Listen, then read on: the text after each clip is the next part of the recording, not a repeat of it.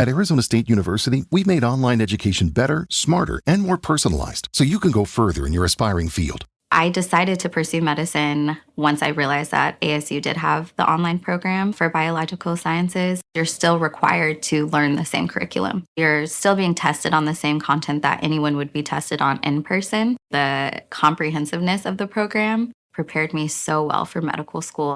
Explore over 350 plus programs at asuonline.asu.edu. I earned my degree online at Arizona State University. I chose to get my degree at ASU because I knew that I'd get a quality education, they were recognized for excellence, and that I would be prepared for the workforce upon graduating.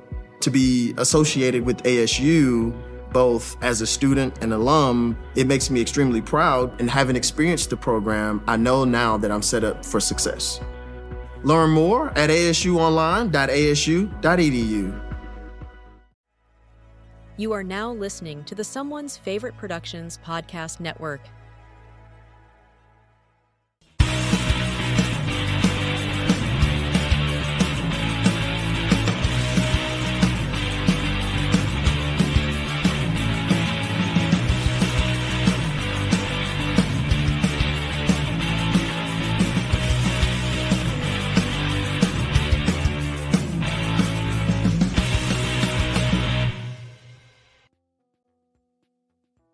Hello and welcome back to another Thursday night live this week for the Severin sale with somebody that is going to be an actual expert on Severin, and I cannot wait to dive into this. I've been longing for this show since I first talked to you, my friend. Tonight, we have QC extraordinaire, Mr. Blake Monahan. Blake, thanks for showing up tonight. Thank you. I love that. QC extraordinaire. That sounds awesome. Well, when you sent me the resume, I was impressed that you actually put that on there. That's a pretty ballsy move. Yeah, you know. It's a good choice. So, first time on the show. How you been? Introduce yourself to the world. Tell them what do you want everybody to know about you? Well, I mean, I guess I've been started with physical media since I worked at Suncoast Video in the 90s. You know, of course, nice. I think a lot of people can relate to that. Or actually before that, probably working in mom and pop video rental stores. You know, I am older, 47. Probably older than a bunch of your audience. 47. Like, you look about 32. I have mostly dogs and cats, you know, no children. So that helps. That's why you look so young. But yeah, you know, so working around videos always and having a desire to go to film school. David Lynch, of course, you know, I saw Lost Highway when I was in my formative years and was blown away. I'm like, oh, wow, this is like crazy, you know, and then always liked the horror films, and George Romero, particularly being from Pennsylvania, you know, that kind of regional filmmaker really spoke to me. And I guess, you know, we're getting those homebrewed books like John Russo and, you know, How to Make a Movie type books, you know, kind of had me, you know, wanting to go to film school. And I dabbled in that a little bit, but of course, you know, that's a tough realm.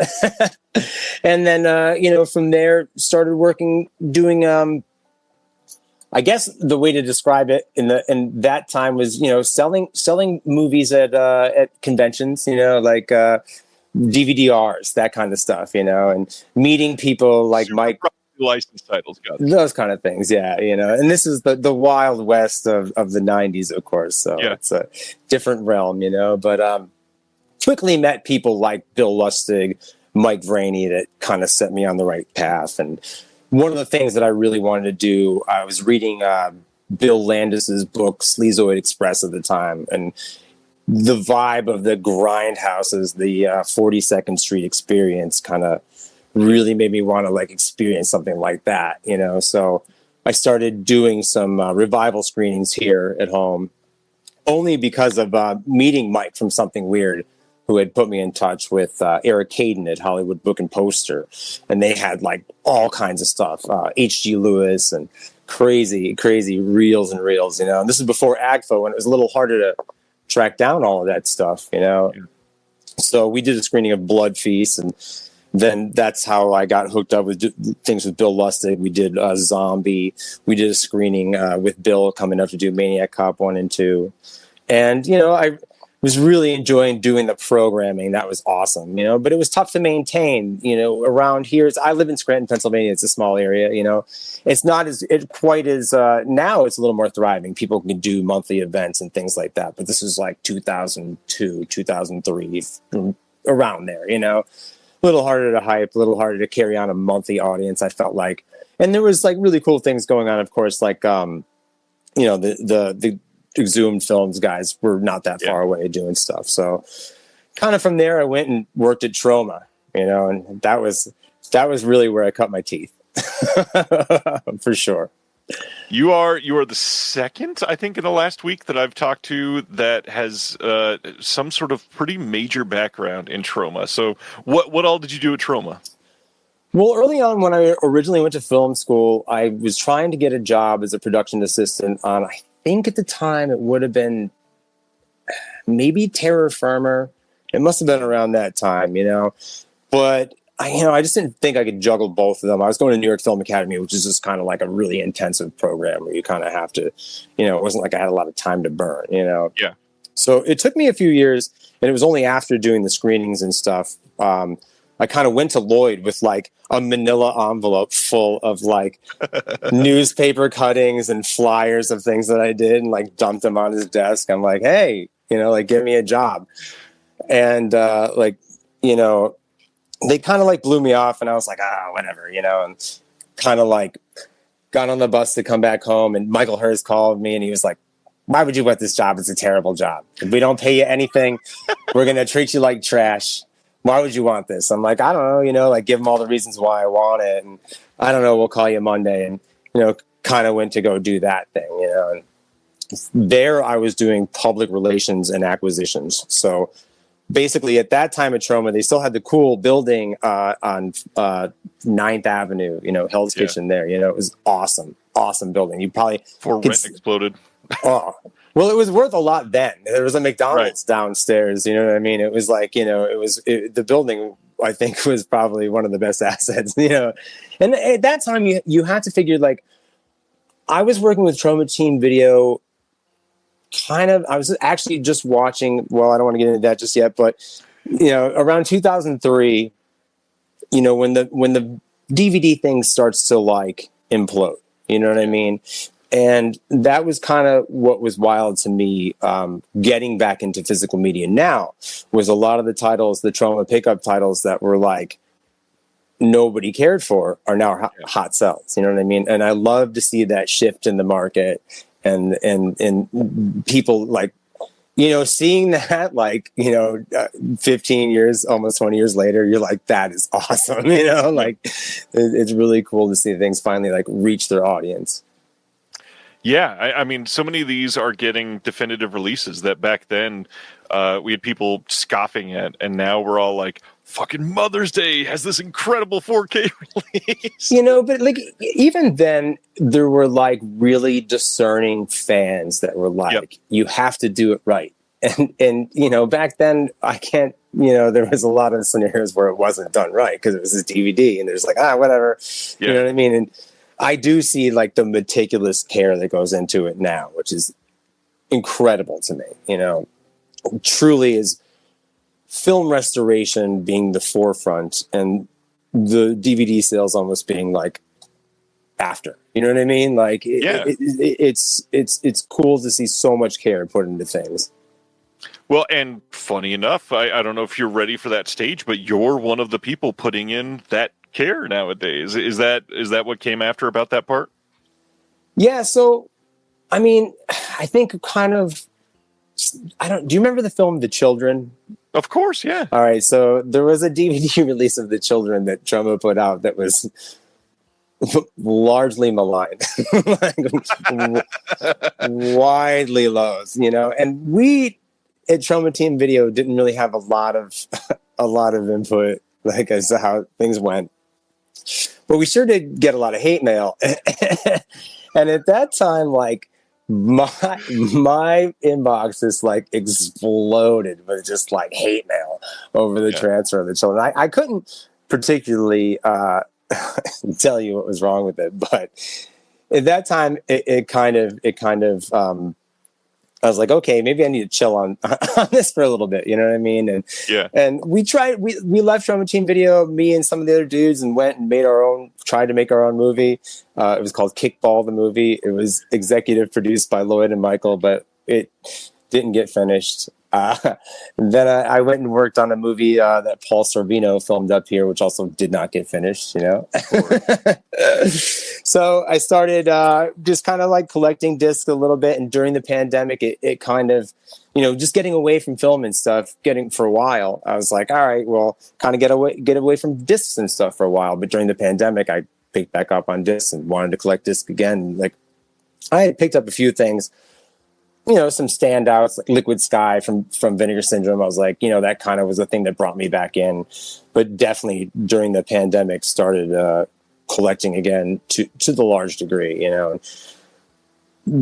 It's a funny story how I get back into it, because around the time, do you remember the Nunsploitation box set that Severin put out? So they were rapid firing, putting out a bunch of stuff, you know. And around that time, I listened to the Severin Films podcast, and Andrew was talking about doing QC on Blood for Dracula, and was like, this has been horrible. You know, like, we need somebody else to do this work, you know, probably just joking, you know. And Severin does like a rapid fire release of a couple things that they post on Facebook. So on maybe the third thing, which I believe is Nunsploitation, I was like, hey, how about I, you know, do some of that QC work that Andrew doesn't want to do, you know, kind of just like throwing it out there, you know, like, And sure enough, Andrew messages me and is like, hey, dude, like, do you have any experience? And actually I do, you know, doing the Trauma Team Video thing, you know? Yeah. So they gave me a couple of test jobs, and that was a couple of years ago. And from there, you know, it's kind of expanded, you know, really just checking, you know, as much as I can. I try to watch as much as I can. QC is not a joke. I know most people have probably not had to do one for a disc yet, but it is exhausting. It is something that takes a very specific eye. Why don't you share some of the things that you look for in some of these QCs?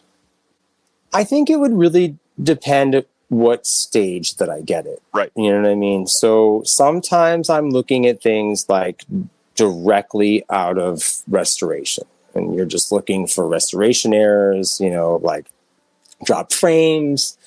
You know, you're going to look at the color correction, things like that. But a lot of that is color correction, especially, is not stuff. You know, I work with a lot of smarter people, and kind of on my end, you know, Andrew has put it to me like, I'm looking at it like on the same end that everybody else here watching is looking at it. You know what I mean? Like, I'm a dude watching a disc at home.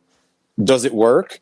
Do you know what I mean? Like, it just is there a weird sync thing? And one thing that I'm semi-fanatical about is subtitles, because the way that everything is mixed today, of course, I always have subtitles on, you know, and it will drive me bananas when they're not as accurate as they can be. I don't waste a lot of time on it, but it's one of those things that, like, you try to get right. And you try to, and some labels particularly are like, you really want to get the tone right. You really want to make sure that it matches what it's supposed to be saying. You know, like a word or two here or there. I'm sure nobody really cares, but you know, I want it to be spot on all the time. I agree too. Yeah. I don't think I've mentioned this on the show, but this year I stepped in and I've done QC on a couple titles for Severin, and it was post restoration before any of the other stuff, so there wasn't even subtitles to check or anything yet. But it was two of the titles that are getting upgraded to 4K tonight, and it is crazy to see. You know, from the inside, something that you've seen on Blu-ray multiple times, because one of the titles that we're going to be talking about tonight that I was able to do is Wild Beast, and that movie is a classic. I mean, it's a movie that I've seen at this point probably, I mean, after QC, you could probably count that for like another 4, but like 8 times actually trying to watch the movie. And, you know, it featured in Red Rocket in a poster in Sean Baker's movie. It's one of those movies that has gained notoriety through that first Blu-ray release from Severin. And so to do it right, they have to really just do an incredible restoration to make this shine, because it's kind of a quintessential Severin title. Like, this is one of their classic films. And Man, this thing is beautiful. What are some of the movies that you've done QC on that have been just something that has wowed you for how it's looked? Oh, well, for sure, Cemetery, man. I mean, that was a favorite film of mine for the longest time. And when I saw it in the theaters, even, it was muddy. Yeah. The DVD release, the Anchor Bay DVD release was muddy. I had the Shameless Blu-ray of it. God, it was awful. You can say it. It was bad. But it wasn't, something that I needed to hang on to. So seeing it in all of its glory. But I mean, I feel like most 4K restorations I watch these days, like, really bowl me over because, yeah, I came from either the theater or VHS generation. So, and especially the VHS generation. I mean, like, it's cool, like, that the collector's market of VHS is what it is, but living through it and having access to like 4K of Dawn of the Dead. Come on. Yeah. I'm not one of those that has nostalgia for the VHS era. Like, it's cool, I don't want to diss it, like I have all kinds of stuff, but like it's just, it's not quite my thing. Not quite my thing is a great way to put it. We're going to go through some more about the QC for Severin stuff later, and that's the big topic tonight, obviously. We got a Severin sale launching in the middle of the show later on tonight. We got some recommendations. Blake's got 10 titles. I've got somewhere between 7 and 10 titles to talk about. We'll get there as soon as we go through the announcements, but let's do our regular stuff first. What do you got pickups lately? Well, right before we started, I was watching your $5 recommendation, the Kim's video documentary. Nice. That really put me in the mood for this conversation because it brought back so much nostalgia, and I had no idea that Mr. Kim was such a gangster. Like, I thought it was a really fun documentary. I thought it was going to be all nostalgia. It starts out that way, but then just really gets in this awesome, good job with it. Yeah. That was really fun. And like I said, I took a little mini vacation so I could watch finally unwrap a couple of titles and talk about them. Now, of course, I know you were talking about this a couple of weeks ago. The Quatermass experiment is just, oh my God. So I knew you were going to bring this up tonight. Dude. I just got this one in. Here's the second one. Oh no. These are incredible. Like, I mean, you've been sharing some pictures. How do you feel about these? What has been amazing? Like, it's one of those things where I look at it and I'm like, oh my God, like $80. All right. No, and then finally I'm like, all right, fine, paying for whatever. It's semi-painless. Then it shows up and you're like, oh my God, even just popping like the first disc in, there's like a million bonus features. There's, I know everybody like gets down on the art card and stuff, but maybe one day I'll frame them. I don't know. They're so cool. You know what I mean? It's just like, I guess it's a way to like inflate the price of things sometimes, but I don't know. It's so cool. I don't care. They're pretty great. And I mean, honestly, for the price, somehow they feel like a steal at the end of it. Like, there's so much in there. There's like four or five discs in there, I think. Like that. And the restorations are beautiful. Like, I did you finally get a chance to watch this one or the first one? The first one I've at least scanned over the disc. I've seen Quatermass many times, so I'm not trying to pour through it again yet. Okay, so I had never seen it before. Okay, I mean, dude, the three main movies are incredible. You got to get the sequel too if you have not yet. You should. Yeah. Oh, well, I mean, don't threaten me with a good time, dude. I already figured you're going to talk me to spend some money tonight, so. Just a little bit. Nothing crazy. Anything else you want to flash? Yeah, so, dude, this, for sure. The Mystery of the Third Planet, this Death Crocodile Treasure of Soviet Animation. This thing plays like psychedelic Johnny Quest from Russia. Yeah. It is... Like, what a vibe. You know what I mean? Like, I feel like any Death Crocodile movie, you just pop it on and you're like, what? Like, it's just such a vibe, But that in particular was so much fun. I loved it. It was total Johnny Quest vibes. The hard thing to share about that, because animation, for some reason, when you post stills online, they're not super impressive. No. These movies, you need to pop the disc in and just kind of live in the restoration for a minute. So yeah, and there's a jankiness to the animation that, of course, it's like this, Soviet era. Like, of course, it was very cheaply, designed and made, but it's just the ingenuity, the character design, creature design, the space backgrounds. It's like it competes with anything that Japanese animation has to offer from the 70s. You know what I mean? It's crazy, and to me, it's like the Wild West. I watch that stuff. I know nothing about it. It's so cool. Yeah, that first release is great, and we're going to talk about Volume 2 tonight. In fact, I think it's our first announcement we get to talk about. Awesome. All right. I'll share a couple, and then if you got anything else, you can throw it in. This is very late. It is July 24th. This released on July 1st, and I just got my own copy of the magazine that I publish. And here is issue number 20. And this is the all black and white. Look at that. Amazing. Yeah.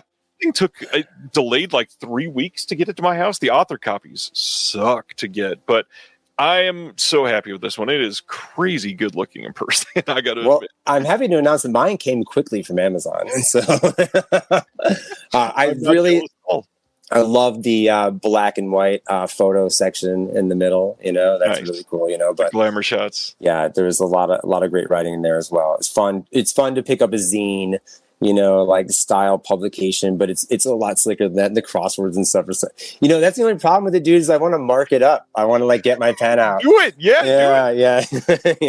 Gotta do it.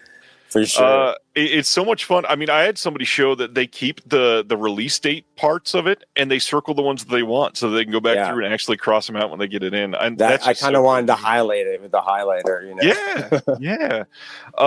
If anybody has not get it yet, you got to check it out. It's some good stuff. I see Silent Mandible saying he's got to get the physical copies. They are so worth it. Dustin saying, got that issue's hard copy so fast it arrived in the mail a week before I released it. Yeah, Dustin. Always when I announce it, by like the next morning, he's like, look what I got already. I'm like, gosh dang it. Next one, you talked about an OCN release. So here's one that I wanted to share. This is the Saturn's Core release of Twisted Issues that just came out. This is Charles Pinion SOV film that I am super stoked to get. Helped produce the commentary for this release and could not order this fast enough when it went up. Crazy, like different type of like glossy slipcover for Saturn's Core than they normally do. But in all reality, this is the poster that many people recognize. Just that is so cool. Overloaded disc as usual. I mean, the back is literally all the way to the bottom of it, and I think there might even be one more thing that's not listed here because there's not enough space. But it is like every time you get a release like that, I know that I got my money's worth, which I always appreciate. So that's been nice.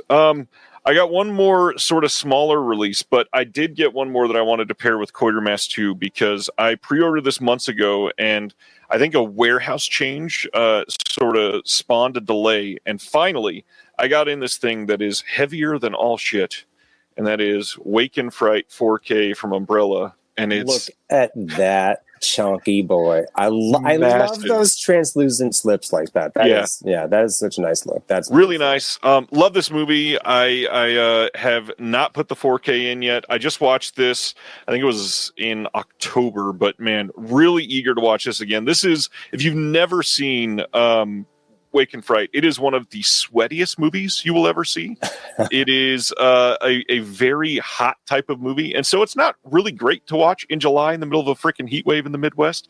I'll probably watch this like mid-November and be able to warm up a little bit around it. So you watch the cold movies in the summer and the hot movies in the winter? I'm a fat man. Yeah, it genuinely brings me a little bit of comfort. Yeah. Yeah, it's worth it for sure. I feel like I do the opposite because, we had a heat wave here, and I was watching like Hills Have Eyes and stuff like that. Texas Chainsaw, getting sweaty. Hills Have Eyes is rough in the summer, and it doesn't matter if you watch the original or the remake. Both of them are like, yeah, we're just gonna suck the soul out of you. Yeah, I was actually pricing out the. I have only seen the first of the Wrong Turn films. Maybe your watchers can tell me if the rest of them are worth watching, because around that time I was like, oh, maybe I should check those out too. But I was like, there's like 8 of them or something.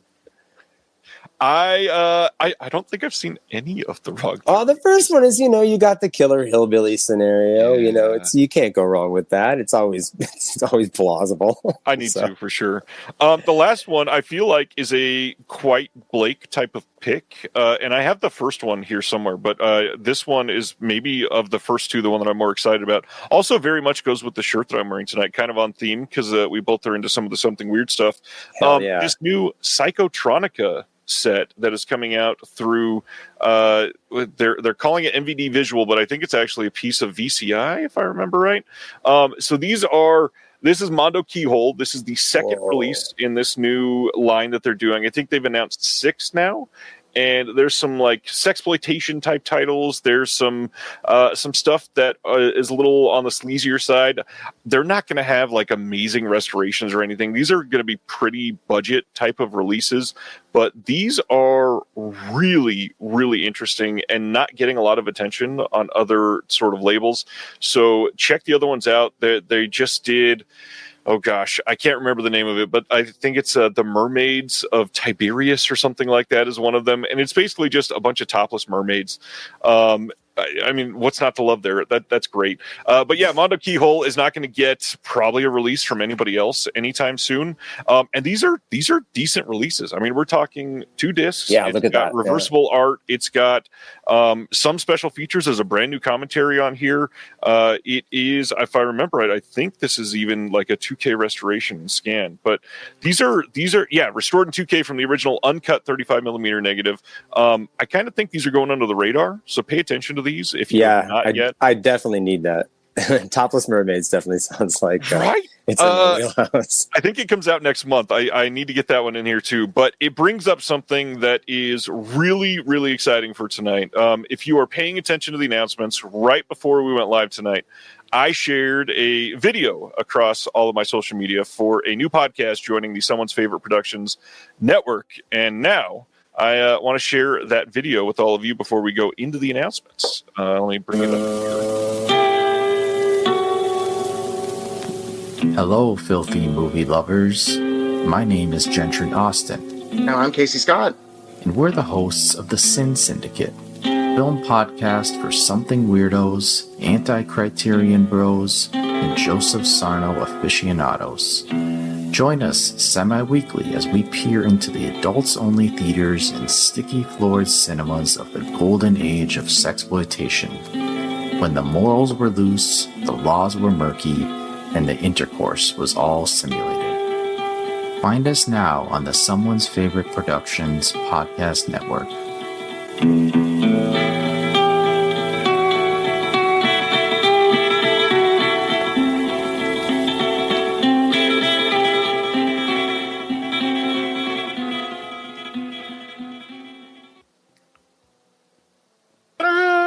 There we go. And we're back. So yeah, really, really exciting that they're part of the network, but maybe even more exciting, we get to bring on for a few minutes here the 2 hosts of the show. Here's Gentry Austin and Casey Scott. Welcome, gentlemen. Hey guys, thank you for having us. And in grand tradition, we're already talking over each other. I am so I'm very bad at that. Here. This is incredible. First, tell us how Sin Syndicate got started. Well, I'll start, I guess. I started a Instagram page probably about a year and a half ago, just dedicated to sexploitation, mainly as a way for me to kind of just remember all the stuff I was watching, because if you've watched any sexploitation, you know that they're very brief. 90 minutes is probably long for a sexploitation film. So I was watching so many, I was like, okay, I need to like just catalog this somehow. So I just started a page and posted original screen caps and video clips. And after a while, I was just like, you know what? In my research, I was like, you know, nobody's really doing a podcast about this. I mean, some people have been covering some of the titles, some of the larger titles, I guess, you know, the Russ Meyers and some of the Doris Wishman stuff. But I kind of saw a void there, and I was just like, well, Jesus, God knows we don't need another podcast, but, you know, this might be fun. So, yeah. You know, Casey is a guy who, you know, his name has come up a lot in my research into sexploitation. So I had sent him just a random message online. I was just like, "Hey, want to start a sexploitation podcast?" And right away he was like, "Let's do it." So I was like, "All right, let's start it," and we just have been kind of off to the races since then. Well, in my post, I shared that literally like 3 minutes into hearing the first episode that I listened to, I went, we have to get this podcast. I mean, it is movies I love. It is respect to filmmakers that don't get much respect. It is well researched. It is accurate research. It is discussing back and forth if we're going to fix IMDb pages because nobody has over the last 43 years. And that is the kind of autistic attention to detail that I love. Casey, how did we get to this point in research? Because this is incredible. Yeah, Casey is a stickler for that accuracy. All right, go ahead, Casey. I really am. Yeah, but I've said that multiple times. In our last episode, that I think the first one on the network was the Ed Wood one, and we talked about how there are people attributing films to Ed Wood, but I need the proof, and it's hard to find proof on a lot of these things. So that's what I try to do. I've been doing this since high school, and I turned 42 this year. So I've been doing this for a long time. I've been reaching out to people who will talk to me, and doing extras for, Media Blasters releases, Vinegar Syndrome releases, Dystropix releases, things like that over the years. So I've thought about doing a podcast, but I try to try to stay in the background. I try to platform the people that I'm writing about or that I'm interviewing. It's really more about them. But Gentry contacted me, and I said, well, I think this will work if I'm working with someone as passionate as Gentry, because then I'll have someone that we can support each other and keep each other passionate and interested about this. And Gentry does the editing, Gentry does the sound clips and everything. And no, it's been fun so far, but it's the only frustrating thing for me is that we've barely scratched the surface. So we have a massive list of stuff that we want to cover, and we only do it like once every week or every 2 weeks. And we might need to do a double feature or something, Gentry, to kind of knock a few more off this list. Yeah, we'll see. That's incredible. I had pitched that early on, like, hey, we'll do like top 10, nudie cuties, top 10 naughty westerns. But then I think we kind of decided not to go that route. But yeah, we'll see. Yeah, we tend to do that anyway, because we cover so much stuff in one episode on one film.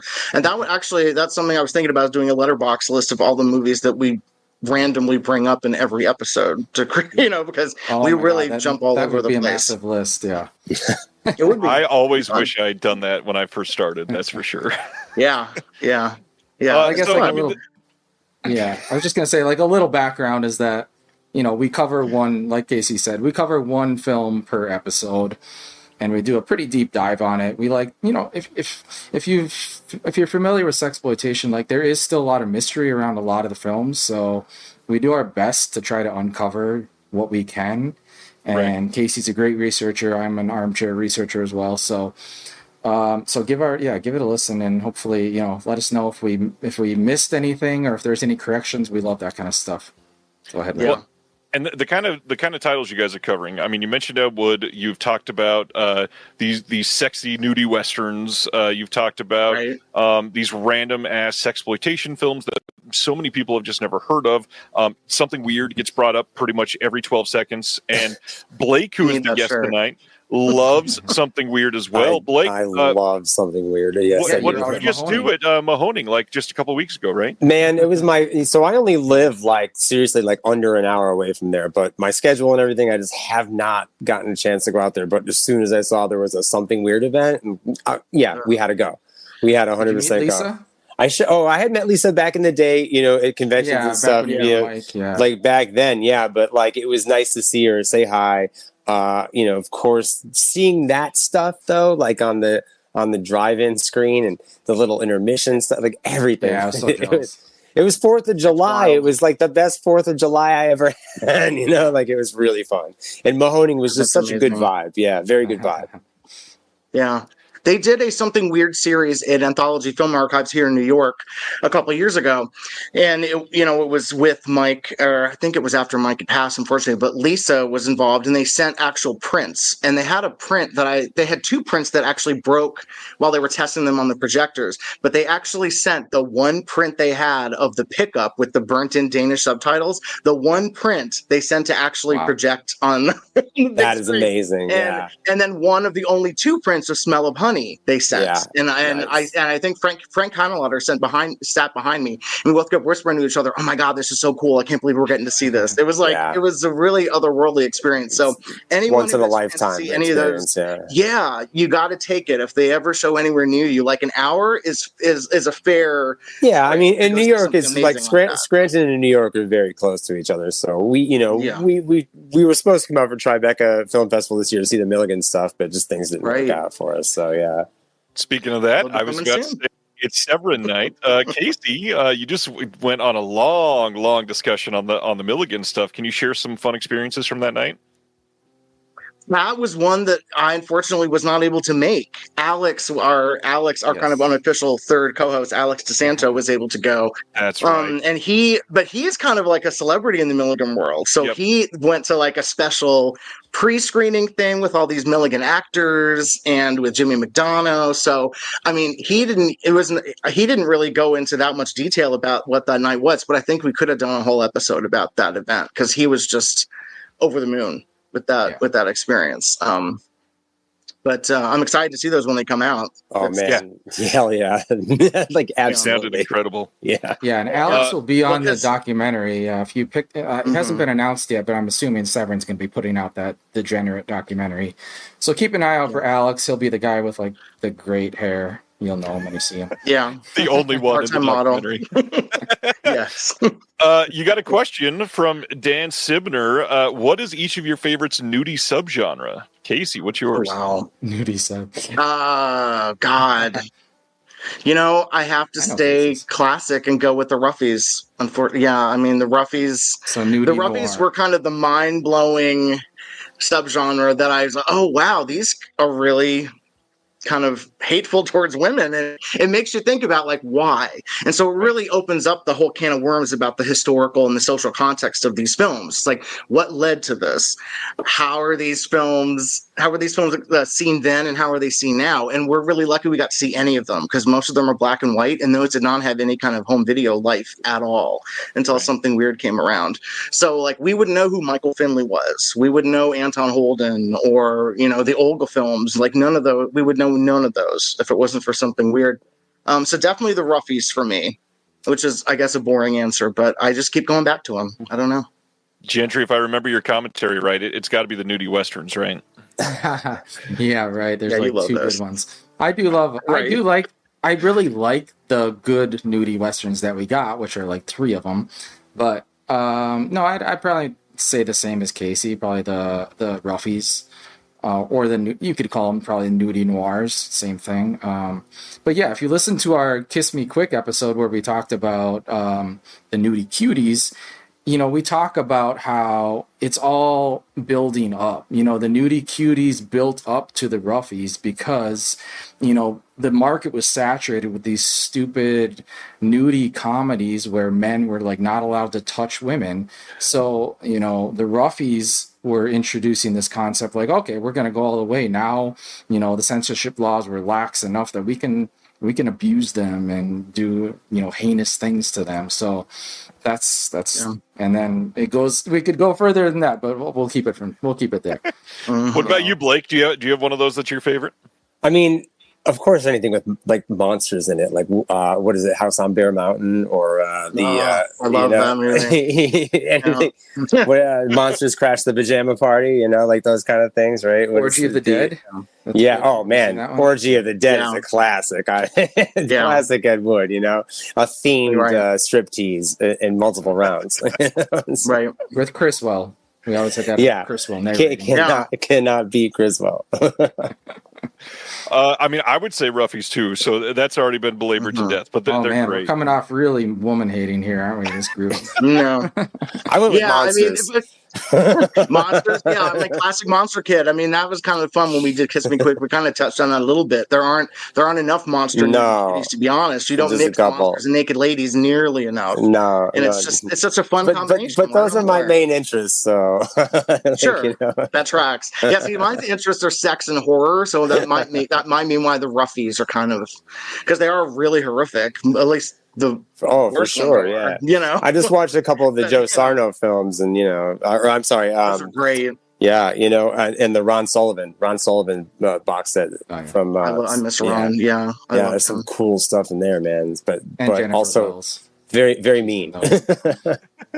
Yes. Well, Last Weekend was like his first film that's ever. the one I have in mind in particular. He had no experience whatsoever. Yeah, like I interviewed him about that film, and he said, "Yeah, I just basically lied to Sam Lake and said I was a film student to get in his good graces, and said, oh, I wrote this little script." And he said, "Here's a camera, go shoot your movie." That's where there's all this shit that is overexposed, and like he didn't know what he was doing. For what it is, though, it looks amazing now. I mean, I think they look so good. Everything on there is just it just pops. Yeah. It's so awesome. It's so awesome to see that stuff like restored to that degree. Yeah. Well, thank you guys for coming on and joining the network. Sure. I think a lot of people in the chat are going to be going to subscribe to that podcast now. Before we go, Gentry, tell us about this brand new episode with the Ed Wood films. Yeah, we had Will Sloan on, who some of you may know for his work he did with Gold Ninja Video. He's done a bunch of stuff with them. But he's got a new book out about Ed Wood. It's like a critical analysis, and I reached out to him to talk about a film that nobody wants to talk about, which is The Sinister Urge. It's Ed Wood's pretty much his last mainstream movie before he couldn't get a job and just started writing smutty novels, and he wrote Orgy of the Dead somewhere in the middle there. But yeah, we talked to Will about Sinister Urge and kind of how it, where it is in the Ed Wood canon. And going back to the Roughie, we talk about how it's kind of one of the first Roughies, maybe the first or second one. But you'll have to listen to the episode to learn more about that. Cannot wait. Casey, Gentry, thanks for doing this. Everybody, please go subscribe. The links are out there. Anywhere that you get your podcast from, you can get the Sin Syndicate. You guys are incredible, genuinely. The amount of work that goes into each episode should be applauded. And I know that from experience, podcasting is rather insular, and I'm sure you don't get that feedback a lot. So thank you for what you do, because it's incredible work. Yeah, thanks. Thank you. I appreciate that. All right, guys. We'll talk to you again soon. Thanks for hanging out. Thank you for having us. Glad to be part of the network. Guys. Have a good night. See you guys. You too. Thanks.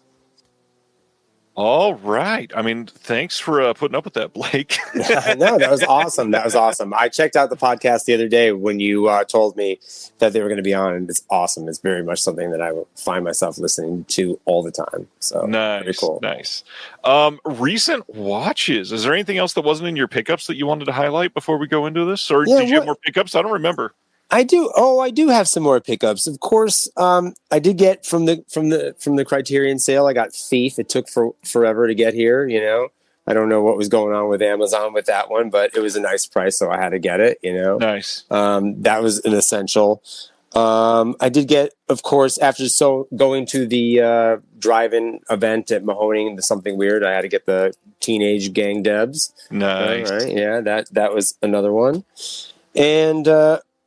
Definitely a big shout out to I got my copy of Breaking Glass. I loved this movie. Earlier when we talked about the QC, of course, I did not mention I have pretty much worked on every Fun City release since Party Girl. And so this one was really fun. And I found myself listening to Hazel O'Connor for weeks afterwards, very, very cool movie. I don't have that yet. You didn't get it? Oh, dude. I wanted to pre-order it with Fabulous Stains, and I was like, You're going to put this up soon, right? And now it's been 6 weeks since we found out about it. I'm like, come on, Hertzberg, get it out there. But yeah, I'll pick it up eventually because I've never seen that one. But I love Fabulous Stains, so I was really hoping to give it both. Yeah, it was a cool, also kind of simultaneously almost, I had worked on, for Kino, the Blur documentary and the live performance, and I never knew that Phil Daniels, is that his name? The actor, Yeah, he's the guy that does the Park Life, pretty much spoken word for the Blur song. He's from Quadrophenia. He's also in Breaking Glass, so it's kind of neat little. I know that guy. You know what I mean? Like, so it was cool, very cool. Nice. Any other recent watches?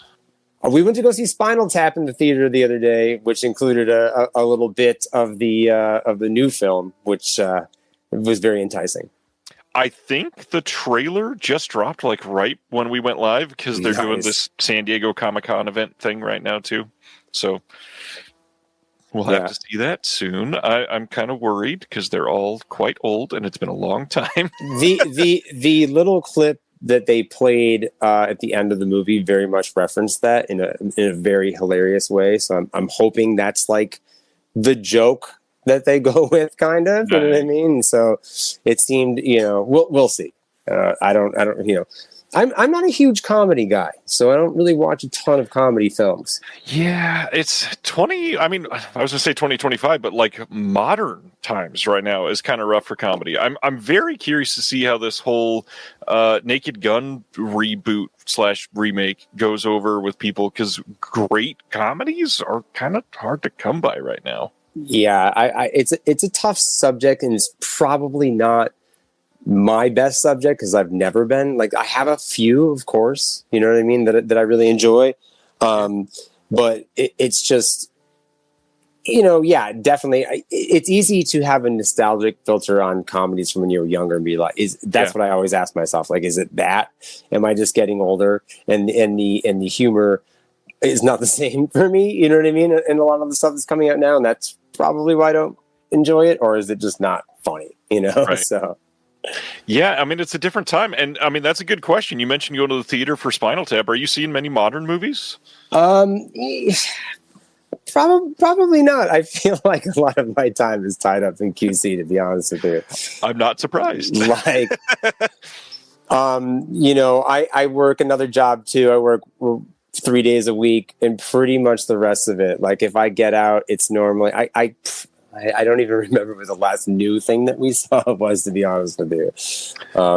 It takes a bit to get me to go to the theater also. I'm not into, like, I might see Superman because it seems, fun.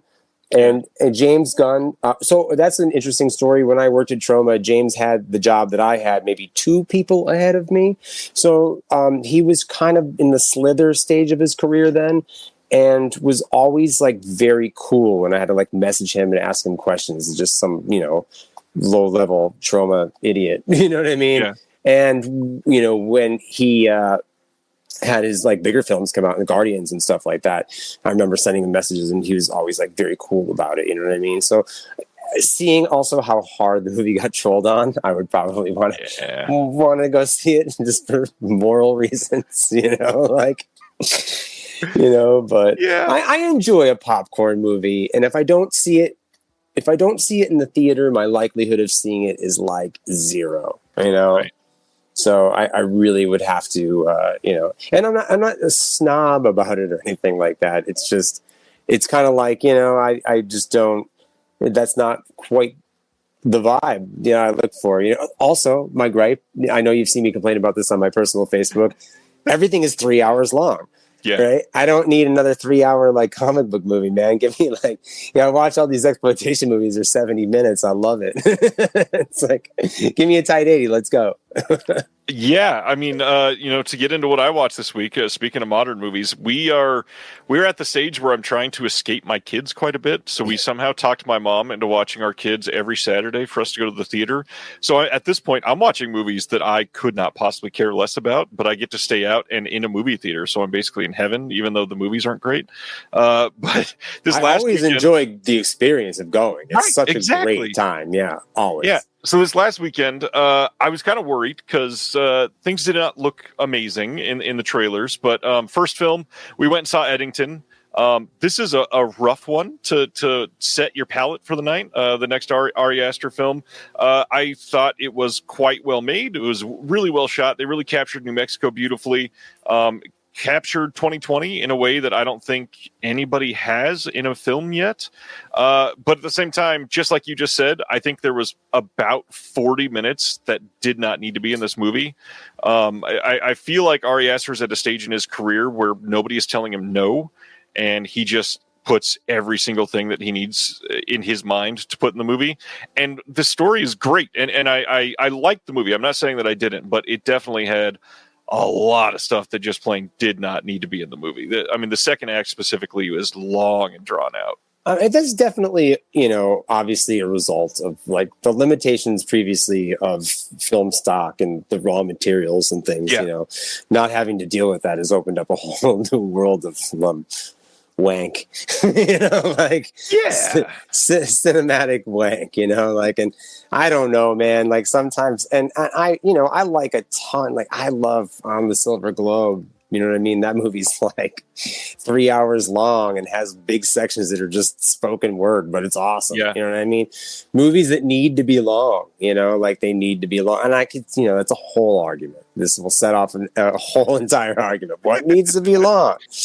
Well, you want to trim a good 20 minutes out of The Godfather, like, I don't know, but that's really funny.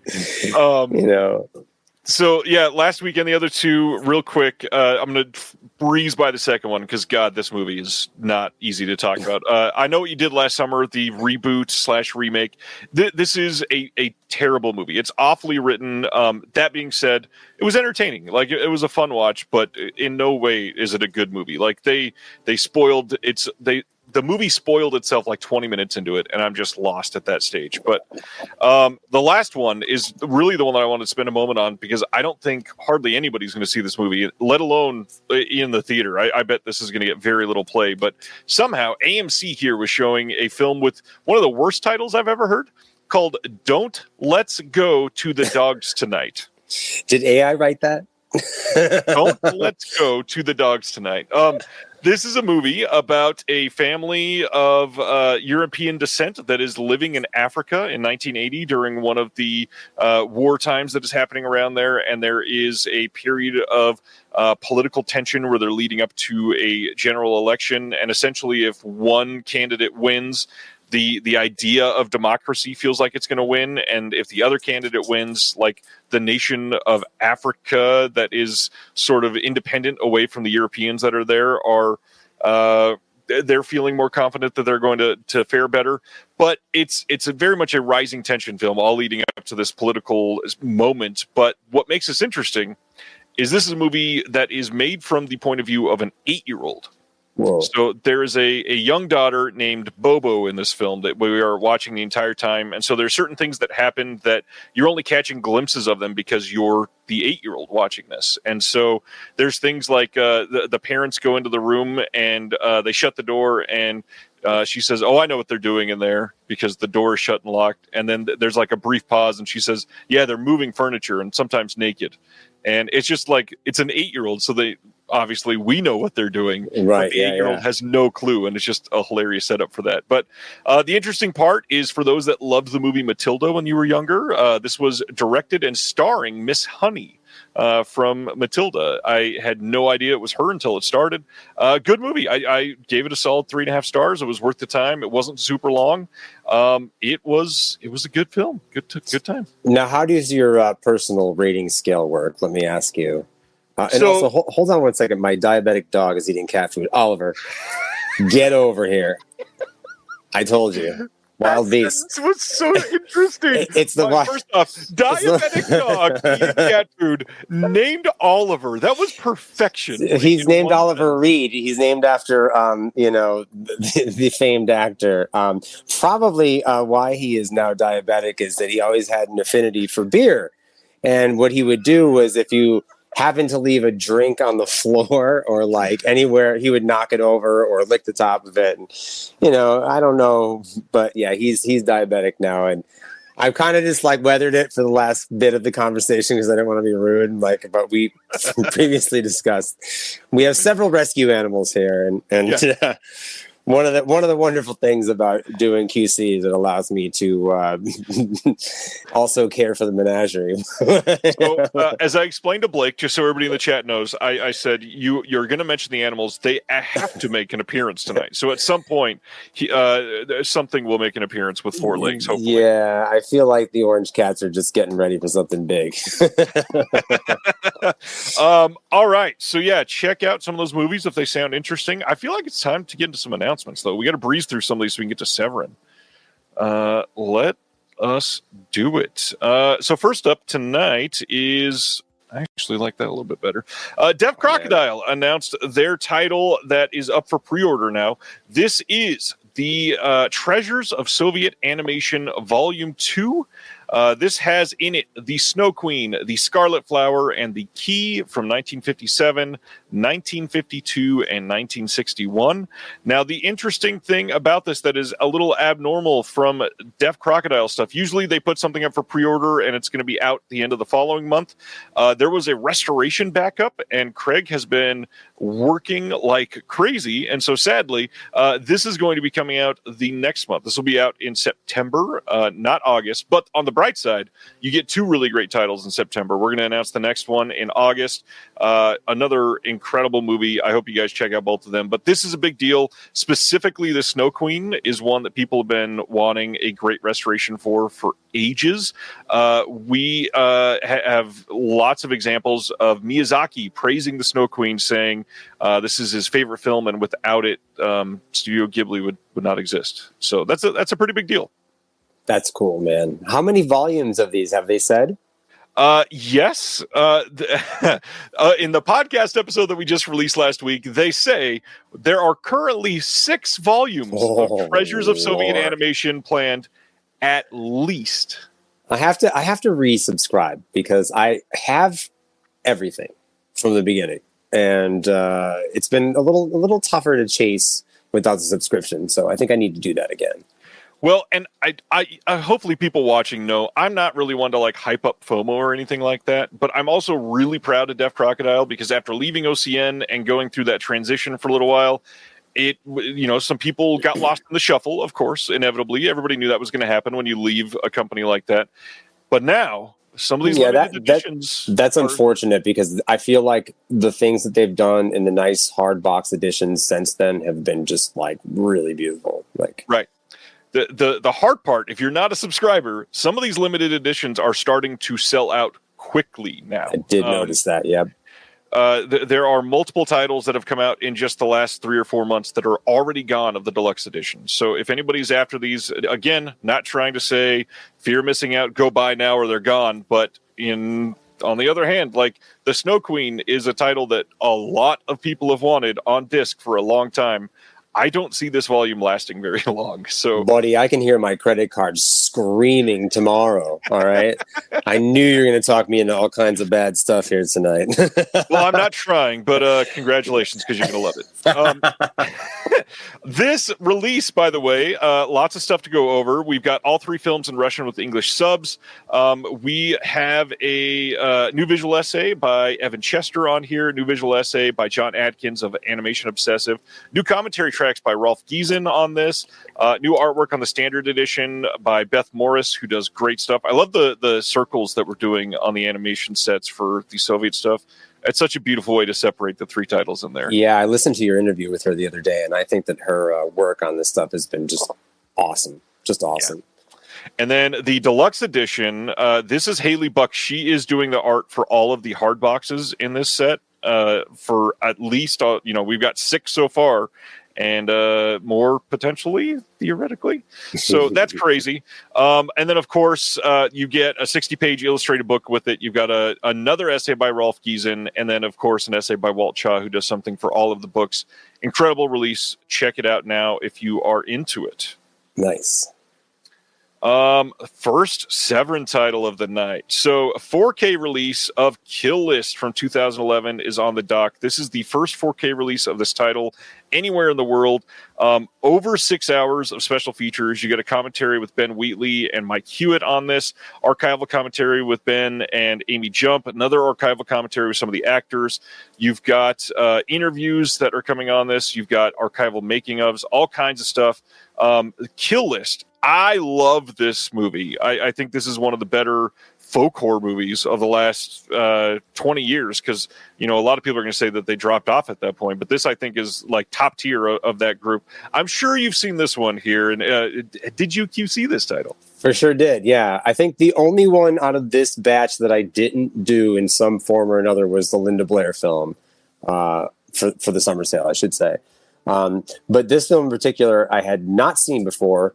And so when I get a title, I just download it, get ready to work on it. If I've never heard of it, I don't look it up. I don't want to know anything about it. I mean, that's kind of how I treat my film watching in general. I try not to watch trailers if I don't have to and things like that, So you can imagine that this one was a what the hell, And I feel like, of course, the less said about it, the better. But, Ben Wheatley, awesome. So cool. The supplements, I feel like, really give you a feeling for the friendship between the two lead actors, and it gives you a better appreciation for the performance and the whole thing. It just gives it depth. You know what I mean? Yeah. But what an awesome movie. Yeah. It's if you haven't seen it, just don't know anything about it. Yeah. Don't watch a trailer. Don't read anything. Please don't go check reviews. Cause one of the worst things that you could do is hurt the feeling that this movie is going to give you. Cause you will feel quite a lot. This movie's amazing. It definitely had me guessing up until the last act. That's for sure. Nice. All right. Next up, Kino Lorber, September 23rd, as part of their Kino Cult line. They're putting out Dan Curtis's Late Night Mysteries from 1974. These are some made-for-TV. I think they're just called made-for-TV movies in this. I believe it's like 3 or 4 of them. Nightmare at 43 Hillcrest is getting a commentary by Amanda Reyes and Heidi Honeycutt. I think Amanda said that at least one of these other ones has a commentary, and Kino, for some reason, did not list it in the announcement, but I believe it's there. This looks like a must for me. I love Amanda Reyes being on these releases. She's obviously the authority on the made-for-TV stuff. Is this something you're going to check out there, Blake? Oh yeah, for sure. I love Dan Curtis, of course. Dark Shadows is a big influence when I was young. When I was a wee lad and we had 4 channels, PBS had Doctor Who and Dark Shadows all the time. So yeah, and I love the 70s and 80s television movie vibe. He was in Kino previously put out the classic Ghosts or something like that. Yep. That set also, they're just like, these are mood pieces, vibes, you can just kind of hang out and they're creepy, maybe not a ton of action, if you're used to like the Italian Gutbusters or something like that, but all vibe pieces, always worth watching. And then the other thing is these are like genuine rescues. It's kind of amazing that the made-for-TV stuff is actually being put on disc because for years we didn't think a lot of these were ever going to happen. Yeah, for sure. Things even like, what was it? The one with the little goblin guys in the basement. Don't look in the basement or something like that, right? Is that? Yeah. Please write all of the copy for every release ever because that was amazing. Kim Darby and the little guys in the basement. Yeah. Green light. It's a go picture. Yes, it is. Next up, very different vibe from made-for-TV movies. September 9th, Vertical Entertainment putting out Liam Neeson in Ice Road Vengeance, which is a sequel. I don't even remember. Maybe the first one was just called Ice Road. Probably not. This guy is just kind of doing his thing. Are you a Liam Neeson guy in action movies in 2025? I mean, I can't say that if I didn't get a couple of teeth pulled or something, I would watch this, laying on the couch. Looks kind of like something I could rock out to, but I don't know if I'd be adding this one to the shelves anytime soon. Looks like a painkiller movie. Got it. For sure. That's yeah. On 4K, Kino Now the Lorber Boz. is releasing Stone Cold with Brian Bosworth. We don't have a date yet, but they've already previously released this on Blu-ray. This will likely, knowing Kino, probably not get any new extras since they just did it on Blue. But hey, it'll get a brand new HDR, Dolby Vision Master, and there's a lot of people that love this movie. So this is a big deal for a lot of 80s kids. And this has a stacked cast otherwise, doesn't it? Isn't it like Lance Henriksen, like a whole... Sure is. In 91, too, peak Lance Henriksen. This seems like it could have gotten a VSU restoration. I wonder how it escaped. Yeah. Like it would have looked nice next to Navy SEALs on my shelf. Stuck with Kino since they buy 847 licenses a year. All right, next up, part of 4K Upgrade Sunday. Severin is releasing Asylum this year. So this will not be available tonight. This will go up on Sunday to get you to come back and buy some of their 4K upgrades. We got 4 of those titles that they're updating that are titles that they've released prior that are now going to 4K. Asylum is one that has a brand new interview. So this is a new Blu-ray and a new 4K disc. They're not just reusing the old Blu-ray. And I got to say, Asylum is one that has a history of looking pretty bad on Blu-ray. And I don't think Severin would be mad at me saying this. Their blue didn't even look that great. It was pretty muddled, very grainy, like very of its time sort of scan last time. They went back and they were able to get the OCN for a 4K. And this movie is a revelation. It looks really damn great. I will say the wraparound parts are not quite as clean as the other parts in this film. Right. But I think that's just based on the materials that they had, unfortunately. However, all of the shorts in this anthology look incredible. Tell me about this one, sir. Like you said, I think I saw you talk about this somewhere online, the shimmering suit. Yeah. That thing, it looks so awesome. So good. It finally makes sense. You know what I mean? But, I am a sucker for any kind of anthology film. I mean, that's just always been my favorite. And the Amicus anthologies, for whatever reason, they're just kind of got this, air. They're a little like, it's a little different than Hammer. They're a little grittier. They tend to get a little more into the guts. Not that Hammer shied away from it, but they definitely this one works for me. It's got a lot of great stories. It does. It's also one of those that has multiple memorable stories. I know that anthologies are very hit or miss. And this one, I mean, first of all, Christopher Lee is in one of these. You've got that little miniature doll we're going to talk about in a little while. They're doing an enamel pin of the doll at the end of this. That pin looks amazing. And I was listening to the podcast earlier. Did I hear that it has a hinge, like it opens up to the guts? I have to have that. Right. I have to have that. Yeah, if you've seen Asylum, you know what the little doll is at the end, and it's kind of a perfect thing. I feel like I have to own that pin at some point. But this movie's great. I also QC'd this one, and the restoration is just so good compared to what this used to look like. People will be very happy if they pick this up. Funny enough, back to back, the next Upgrade Sunday title is Wild Beasts. This is, like I said, another one that I was able to QC. This is from 1984. And this is, again, a quintessential Severin title. And as I wrote here, I wrote this myself, like Severin didn't tell me to write this or anything. I said the Blu-ray included with this 4K here is also a newly authored disc. The 4K was so substantial compared to the old Blu-ray that they felt like they needed to upgrade the blue for everybody as well. It is sourced from the 4K master that they use for this new 4K. And I have to admit, I've always enjoyed this movie, but seeing this with this 4K master this time was like a brand new movie. It pops. It pops. So good. The colors pop. Tell us about your history with Wild Beasts and why you like this movie. Well, I mean, I love Prosperi. I thought you were about to say PCP there for a moment. No. It goes with the film. For anybody that hasn't seen it, by the way. Yeah. I mean, it's spoiler alert, but But yeah, it's a wild premise. But like the Monokane films, all of that stuff. I've been a fan of Women of the World, Goodbye Uncle Tom. Like those are just this dude knew one mode of filmmaking, and it was excess. Like he just never relaxed for 5 minutes, and like.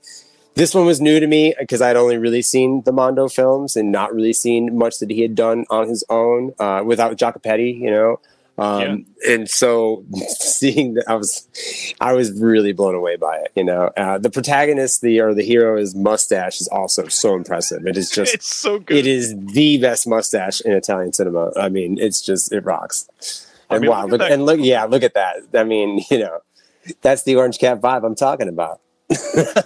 Exactly. I do want to fix something. Adam in the comments brought up he wasn't trying to correct me, but I will notice that I said Christopher Lee because, of course, when you think about British films, you always get the two of them mixed up. Peter Cushing is the one that was in Asylum, not Christopher Lee. I'm an idiot. I'm sorry. Christopher Lee and Peter Cushing don't exactly look alike, but hey, it happens. But they're like peanut butter and jelly, bro. Usually on the same sandwich. Yeah, for sure. Let's go to the next one. This is a 4K upgrade of The Boys Next Door, directed by Penelope Spheris, starring Maxwell Caulfield and Charlie Sheen. This one has no new extras. This is simply an upgrade to 4K. But as we'll talk about in the recommendations tonight, this is one of my favorite Severin films of all time. I've not been able to see the 4K on this one, so tell me what this one's like. I really feel like the cinematography pops in it now. Do you know what I mean? It's just, I had, again, another one that was pretty new to me. I'd never seen it before, so, a lot of these 80s kind of indie, under the radar films kind of escape me, there's one I'll mention later, but it's just, again, the mood, and it's based on a true story, right? I think it's at least inspired loosely.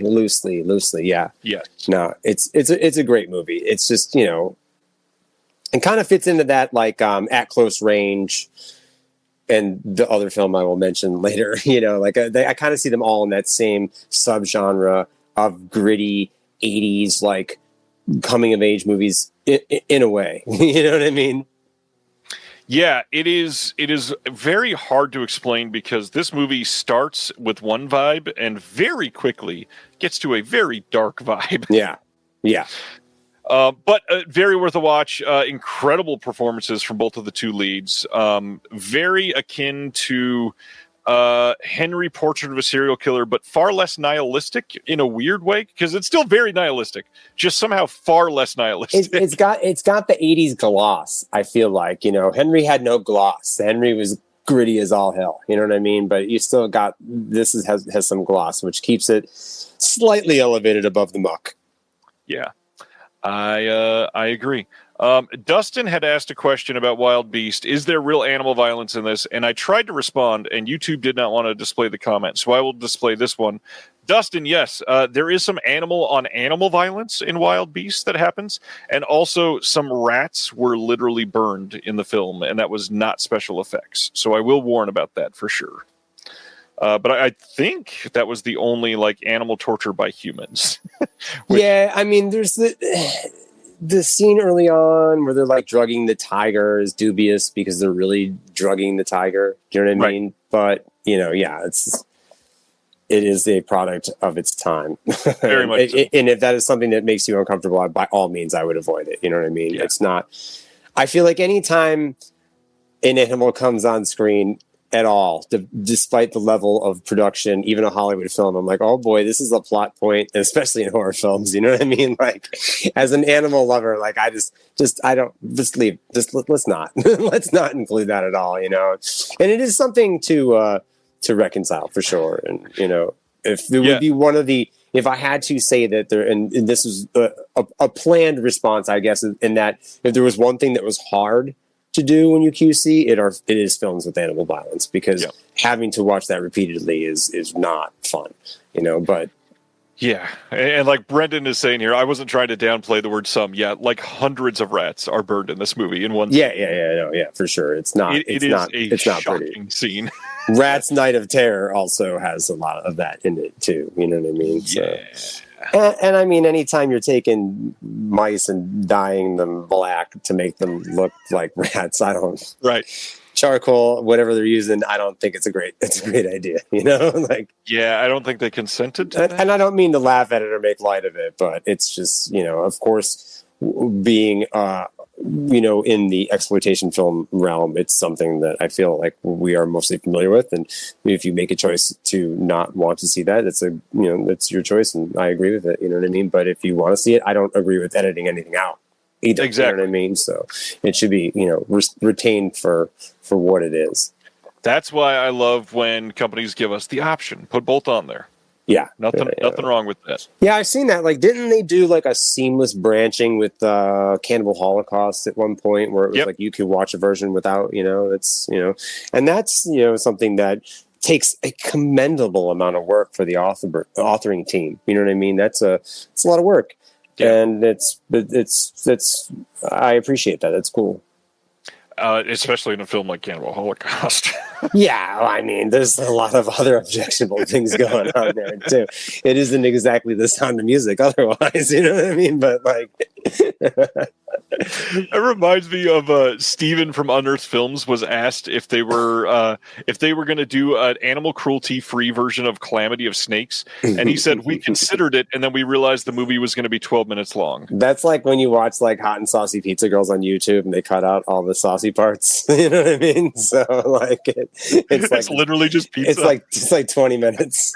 Yeah. 20 minutes. People roller. I thought it was a Chuck E. Cheese commercial. I don't know. Oh, that's great. Next up, September 22nd, Blu-ray in the UK from Screenbound is Sex with the Stars from 1981. This is not one I know about. Have never seen this, and it does not look like there are any extras. Have you seen this one? I have not. It does sound promising, though. Very cleverly edited so that I can share this on YouTube and Instagram. I appreciate that, Screenbound. Thank you so much, unless that's the original poster art, which is very helpful. Because, man, I've been flagged many times for some of the cover art I've had to post. This reminds me when I was young, so my mom would allow me to have things like Jane's Addiction record with nudity on it or a Clive Barker comic with nudity in it. But when I would get it, it would have bikinis drawn on everybody. My mom would kind of like self-censor the things, when I was younger, you know what I mean? That's what this kind of reminds me of. It's like censored. It's like drawn in here over the, over the bits. Quite cleverly. Next up, August 29th on 4K over in Germany, Wicked Vision is releasing Spider Labyrinth on 4K. Now, usually I don't announce a lot of the Wicked Vision stuff, but obviously this movie is very special to me. On top of doing the commentary and the visual essay for it, which they did get from Severin, and I provided the original track so that these could be on here as well. The big thing is people have fallen in love with this movie over the last couple of years since Severin released it, and Wicked Vision is including the Italian language audio track, which Severin was not able to get. So this is theoretically an upgrade for somebody that wants the original language. Severin only was able to do the English dub, so this is actually going to be slightly different, and it's got some exclusive restoration stuff that they did and could look even a little bit better. Is this like a big box that, like, I'm trying to understand the concept photo? The concept photo here is that you're actually able to choose just the film, or you can subscribe to an Italian cinema collection, which will get you 10 releases over the next year and a half. And they send you the box with the first one, and every time you get one, you just slide it right into the box when you get it. That's pretty cool. And they're talking some pretty big stuff. If you subscribe to this, did I list it here? I don't remember if I included it. If not, I should have. I did not, unfortunately. We'll come back to that one. But yeah, the titles that you're able to get are pretty big. Like, I think they are looking at The Whip and the Body, Bava, doing it in 4K, which has not happened anywhere else in the world yet. So pretty big stuff like that. So it's a pretty rad idea, I think. I'm sure the Bava 4Ks will now start to appear across the world as I receive my box set from Shout Factory this Monday. It just shipped, so I was on the fence with that one, but it's Bava. And if you don't have any of them, it's a really great set. Yeah, I have some, but not enough to justify not buying it, right? So there you go. Yeah. And yeah, the Wicked Vision stuff, I mean, for those that have been following the channel for quite some time, I'm friends with Laurent, who has done a lot of stuff with Wicked Vision over the years, and they do really great work over in Germany. All of their stuff, even if they don't advertise it, I think I'm allowed to say, but pretty much every single title has added English subtitles, even when they're theoretically not supposed to. So you can buy from Wicked Vision knowing that it's licensed material, which isn't always the case in Germany, that it will have English subtitles and that it will be high quality, pretty much always. Very cool. Going to our next one is House on the Edge of the Park is the other 4K upgrade coming from Severin on Sunday as part of their Upgrade Sunday. Another one that came out just a few years ago on Blu-ray from Severin that made a big splash. This is a big deal title. How does the 4K look on this one, sir? I think it looks really good. I mean, this movie kind of has a lot of the party scenes. It's very dark in the beginning, very much benefits, I feel like, from 4K. I know there was an issue with the black levels in the past on the original release of the Blu-ray. I never thought that the Blu-ray looked bad, but like this, definitely, I think, the cinematography is very dark, and I very much feel like it helps with a lot of that. And just, I mean, it's a must-have in the Italian horror collection for sure. Yeah, and if somebody is out there and you have not seen House on the Edge of the Park, it is a very worthwhile movie. And if looking at this slipcover is turning you off in any way, this is meant to be like a very anti-thematic slipcover. It's meant to be very different than what the actual film looks like. It's a really good piece of art, but the actual cover here, this is much more akin to the feeling that you get while watching this movie. Yeah, I do love that artwork. But I mean, all the performances in this movie are really great. David Hess is awesome. David Hess is amazing. I mean, show me a bad David Hess movie, I guess. You know what I mean? But Annie Bell also, who I love, is in this, and it benefits from the upgrade. It's worth having, and all the Italian stuff, in my opinion, there's just some heavy hitters that you're like Zombie, you know what I mean? Things like that that I'm always going to upgrade, and this looks great, and I would say it's worth the upgrade. Yeah, and like Sin Syndicate's saying here, Lorraine DeSalle is in this one, and Wild Beast, so you get two of them. Yeah. And great looking release. David Hess's the Linnea Quigley of horror, says Sibner. That's pretty apt. Yeah. Especially in the 70s and 80s. Next up, over in the UK, on September 15th, Studio Canal is doing a 4K release of The Man in the White Suit as part of their Vintage Classics collection. This is a brand new 4K restoration of the movie. We've got new featurette on here, Matthew Sweet on The Man in the White Suit, and then a bunch of archival features. You've got a 64-page booklet and then a poster of the original artwork. Not one I've seen. Are you into British stuff like this? That's not something I have seen either, no. That makes sense. I am in the same boat, so we'll go to the next one. This title. September 9th, Blu-ray in the U.S. coming from Decal of The Ritual from this year. This is the Al Pacino and Dan Stevens Possession movie that we talked about a couple weeks ago. I still can't believe that they got Al Pacino to do a Possession movie in 2025. And just based on that, even though everybody says it's bad, I kind of want to see it. Yeah, I mean, yes, that sounds like a great performance. So everybody in the comments, tell us how bad it is, and then we're going to say, yeah, but I'll still watch it. Oh, speaking of what is supposed to be terrible, September 9th, Blu-ray coming from Magenta Light Studios, a indie that I have never heard of doing physical media here in the U.S. of Bride Hard from this year. This played 1 week in theaters and then bombed hard.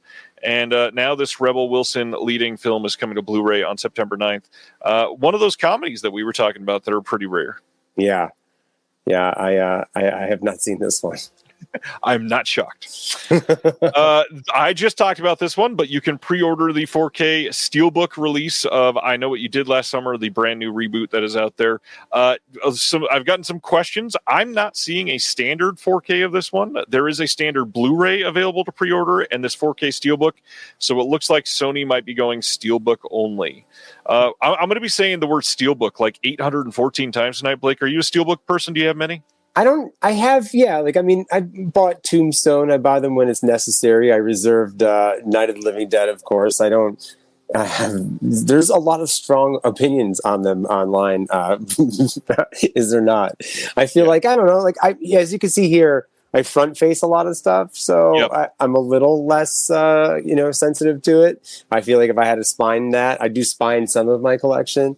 And that I might not like it as much, but yeah, I definitely have had a lot that have come damaged, but I mean, that's depending on who you get it from.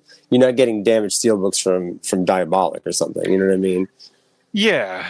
Unless the post office decides to punt your box to your door. Yeah, true. But I mean, for the most part, I feel like the indie retailers really package things. Like when I got my Quatermass, I bought it on Amazon, and it came international in an envelope that was soaking wet when I got it. So.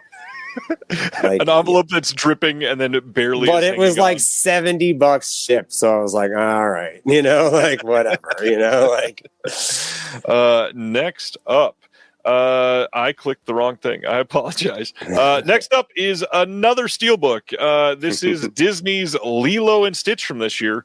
I'll breeze through this one since Blake won't have much to say. They are doing a 4K Steelbook, no standard 4K, standard Blu-ray, and a standard DVD. This remake is not good. I did not need to watch this in a theater, and for some reason I did. I don't get it. Don't watch it. It's not great. Going to the next one. Another British film, The Wrong Arm of the Law, coming to Blu-ray from Kino on September 9th. This is a Peter Sellers film, has a brand new audio commentary by Lawrence Lerman, and then some archival extras. Peter Sellers is pretty fun. Have you seen much from Peter Sellers? No, not really. I mean, Pink Panther when I was younger, but I'm really not familiar with his body of work, Yeah, I've not seen too many either. Pink Panther and maybe one or two others at most. Maybe. Next up, September 16th, Universal pissing a lot of people off by releasing Speak No Evil on 4K after they released it on Blu-ray. This is last year's Speak No Evil that people decided this will probably never go to 4K, and now, of course, it is. No new extras, but this will have Dolby Vision, and this is still not the original Speak No Evil, which does not even have an English-friendly HD release. Dear God, please somebody release that film. We need it. It's very good. Going to our next one, 2005's Cinderella Man got a 4K coming on September 16th. This is Russell Crowe, Renee Zellweger. This is going to have Dolby Vision, HDR10. I had never seen Cinderella Man. Is this one you got to see back in the day?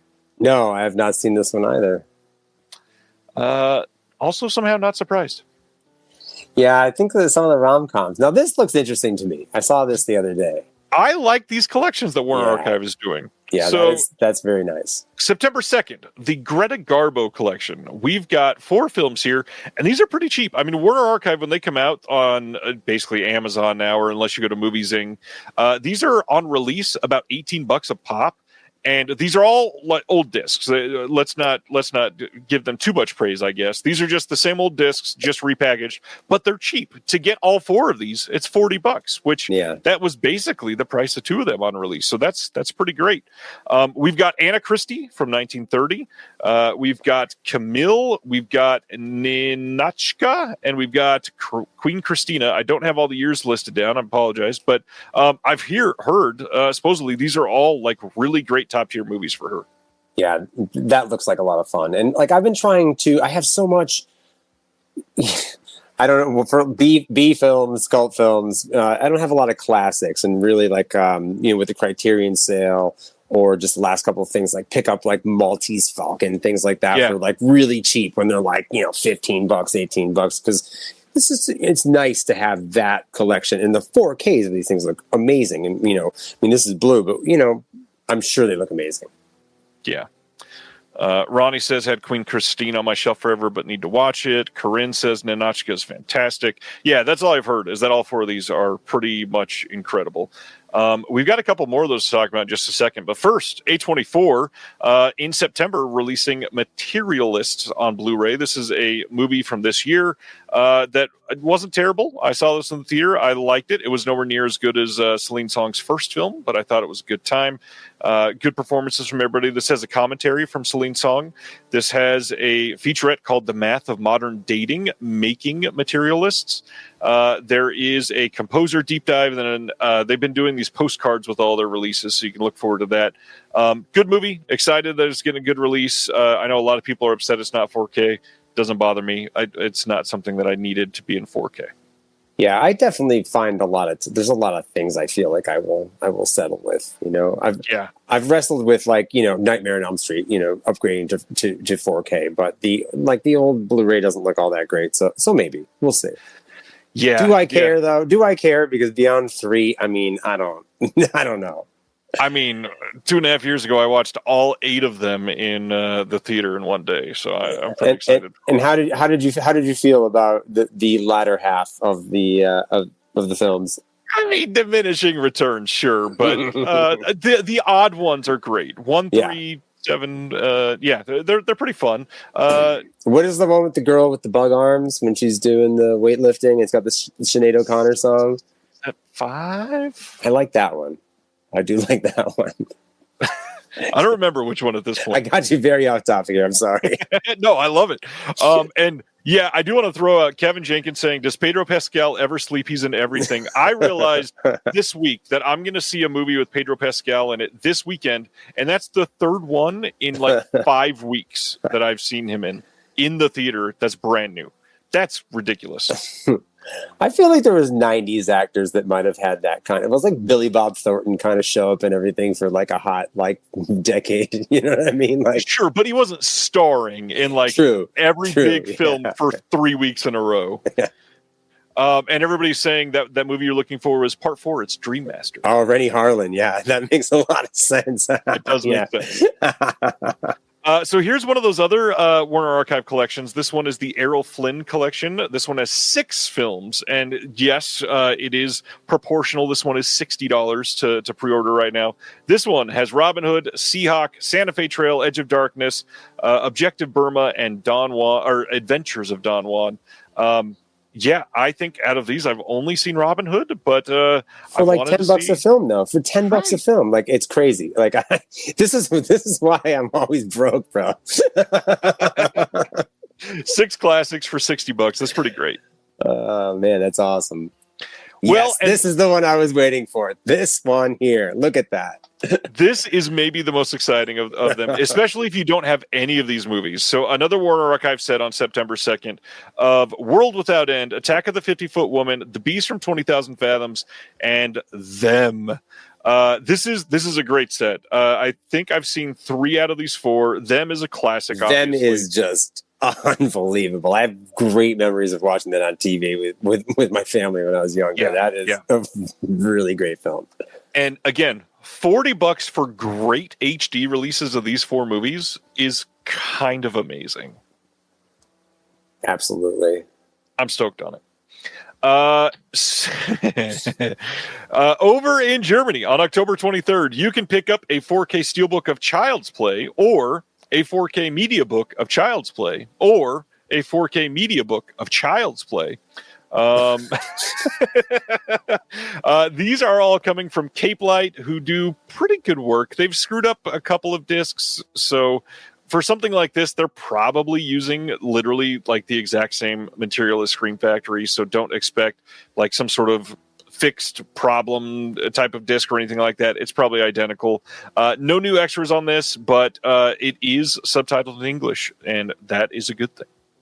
I like media books. I don't have any, but I always if I get into that, then there's going to be an even greater issue than there already is. I mean, shelf space has rapidly become a problem. I'm sure that most people who haven't built their own shelves can relate to that. It's like buying any kind of prefab off of Amazon recently has been really prohibitive. It's like crazy. Yeah, it's not great. I mean, prices skyrocketing on those since the pandemic. Stuff Absolutely. has at least doubled for shelf space. Yeah, and for sure, a lot of that stuff is coming from. I mean, I don't know what the situation with tariffs is, but it seems like every time I want to buy something, there's one like involved. If I need something, they start the tariff right before right that day. Yep.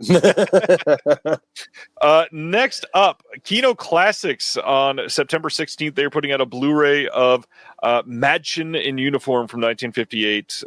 This is a milestone of queer cinema, and this is supposed to be great. I know that there was a earlier version of this, I think from the late 30s or early 40s, that is supposed to be really great, and I'm glad this is coming out. I have not seen this version, but I've heard nothing but great things. There it is. 1931 is the original one. There it is. I think the great thing about Kino's massive slate is that it allows them to do a lot of stuff like this and things that are like Silence. Like I worked on a big collection of Made in New Jersey. I need that set. Yeah, those were very cool, and just that's something that I'm not sure a lot of places would take a chance on, but they have the size to do that kind of thing. Yeah. And it's important. Those things are important as much as like, I need like the greatest, chunkiest edition of the shot on video horror film from, 2001. I also need a nice collection of Silence and things that it's just a nice, you gotta cleanse the palate and balance things out sometimes. Yeah, it's absolutely needed. Good call. Next up is Angry Harvest, coming as part of the Kino Classics line, also on September 16th on Blu-ray. This is from 1985 and not a movie I've ever seen, but this was nominated for the Oscar for Best Foreign Language Movie that year, and is supposedly, again, really great. This one has an audio commentary by Bilge Ebiri. If you've never heard any of the work from Bilge, some great film critique that I really want to highlight here, because this is a movie that probably needs the context, and I imagine the commentary on this is astounding. Very cool. Going to our next one, we've got a film called Il Dono, also known as The Gift, from 2003, coming from Kino on September 23rd. This is a 4K restoration. It has a trailer on here. Not a film that I'd ever heard of, but it is one that looks really important. Definitely curious in checking this out. I wanted to read Ronnie's comment here. The Nazis tried to destroy the original Madchen in Uniform because it was a lesbian movie, but it miraculously survived. Yes. Yeah, that's awesome. That's the kind of film preservation, man, that like you could really, really get behind. Exactly. As part of Kino distribution, Cohen Media Group is releasing Unicorns from 2023. This is starring Ben Hardy and Jason Patel. Has a trailer on here. I had heard that this movie was good, but again, when you don't get to see one of these in some festival runs, these get very difficult to see. So I'm glad that somebody like Cohen is putting some time and energy into releasing it, because I wanted to see this, and it sounds really great. It's the same producing team that did The Kids Are All Right and Brokeback Mountain, and it's supposed to be great. Nice. This is a big deal for so many people. First off, crazy cover on this release. September 30th, Kino is releasing a 4K of Yorgos Lanthimos' Dogtooth from 2009. They had this on Blu-ray for quite some time, but this got a brand new HDR Dolby Vision Master, all supervised by Yorgos, and it looks to be an incredible release. The theatrical screenings have gotten good reviews and all that. This is also going to have a booklet, which Kino does not do a ton of. There's an interview with Yorgos in that booklet that Letterboxd did. And then on the extras, on the 4K disc, there's an audio commentary with a few people on there. There is a archival commentary, and then there is a Blu-ray of special features as well. I feel like this is a must. If I remember right, I believe this is the first Yorgos film to get to 4K. I haven't seen any of his work, So I definitely need to catch up, right? Yeah, knowing some of the stuff that you like, I really feel like this would probably be your jam. It's been highly recommended to me, for sure. He makes what, on a very understated way of selling this to you, he makes weird movies. I like weird movies. Right? That's a must. Yeah, people need to see this. This is the most random thing I've seen from Kino in at least 12 seconds. September 30th, they're putting out the Lake Trilogy from 2019 to 2022. This is Slovenian, and it is a crime drama series based on the novels of Tadej Golob.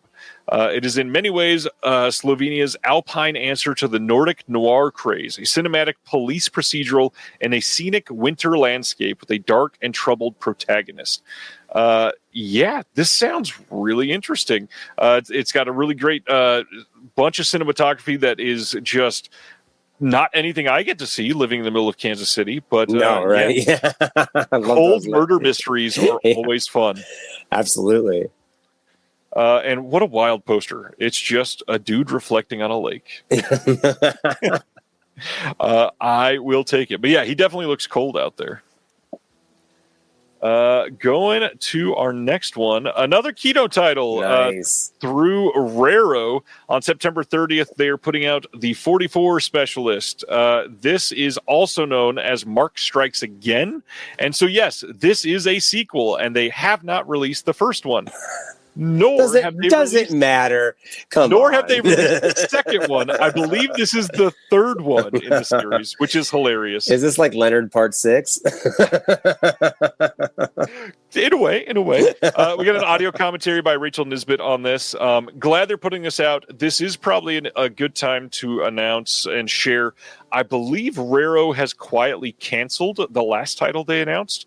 I am trying to do some research on that, so I will share if I can find something else soon. We talked about that about a month ago, but now it has quietly disappeared from every site on the internet, so we shall see.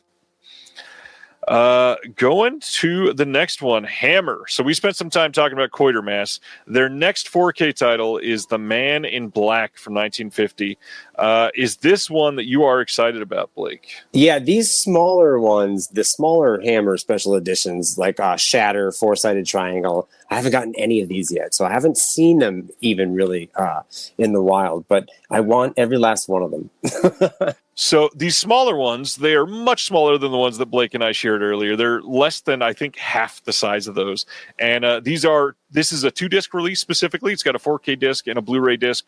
And just to share how much work Hammer puts into these, this has English, French, Italian, Spanish, and German subtitles. What other boutique label is doing that for their releases? I'll tell you one thing, I wouldn't want to QC that. Well, and if that's not enough, that you have to check in 5 different languages, 2 brand new commentaries, lots of new interviews, lots of new featurettes, visual essays, plus a giant booklet. Like, there is so much. Yeah, they really, I mean, it's just like I go on the site and I want to buy like every last thing that they have. Like I pretty much, when the Anchor Bay boutique DVD explosion started, you had a lot of Hammer films getting snapped up in that wave. You know what I mean? And that was a lot of my, the VHS even. They had VHS, Dracula, Prince of Darkness. I remember doing the clamshell releases, if you remember those.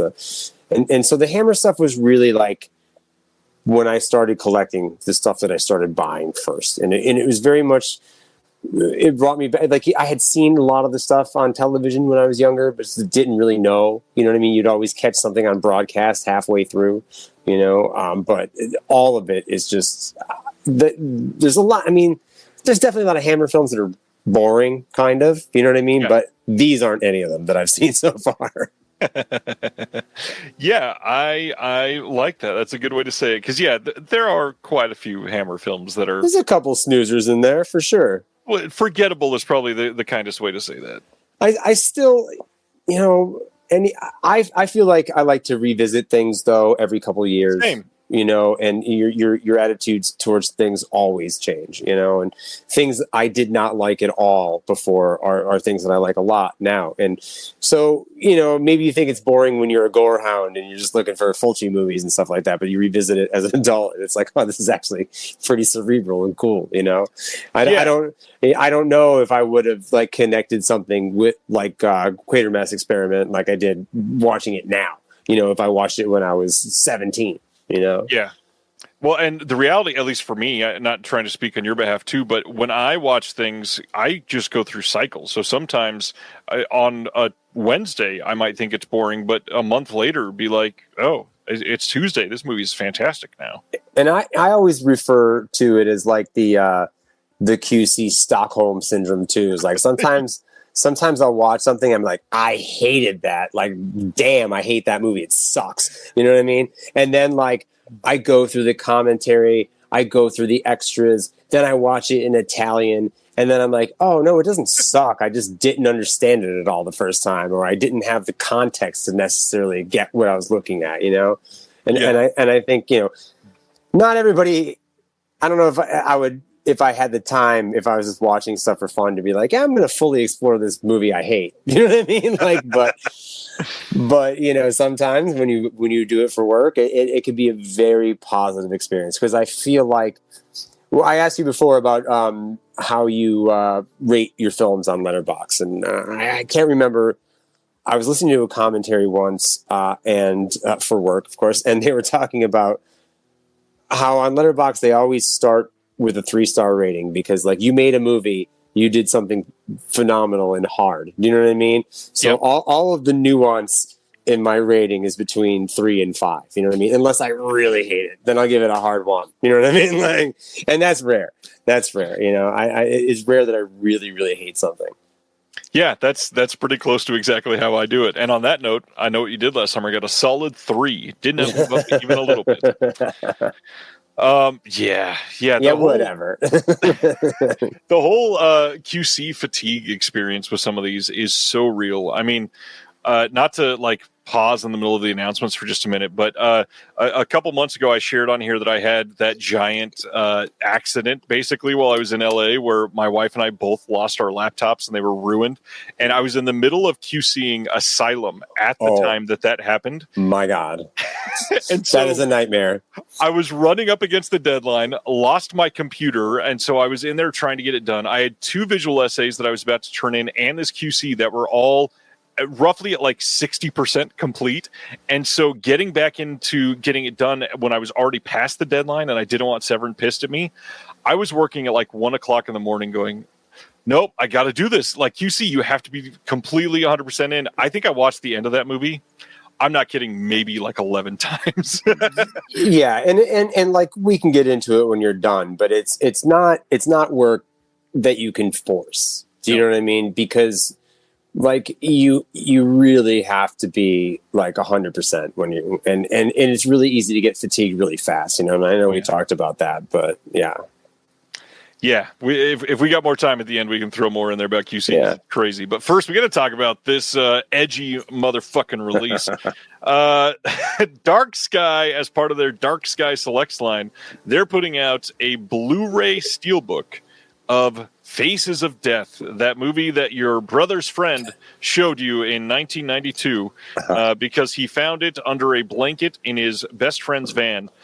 This thing gets a brand new extra on here called Many Faces of Death, and nothing else new except for the packaging. I don't want to try to steer anybody into buying this or not buying this, but one note is I have heard that if you want all of the Faces of Death films, you may just want to wait a little bit longer and see if something were to happen in the world, because you might be hearing more about this series soon.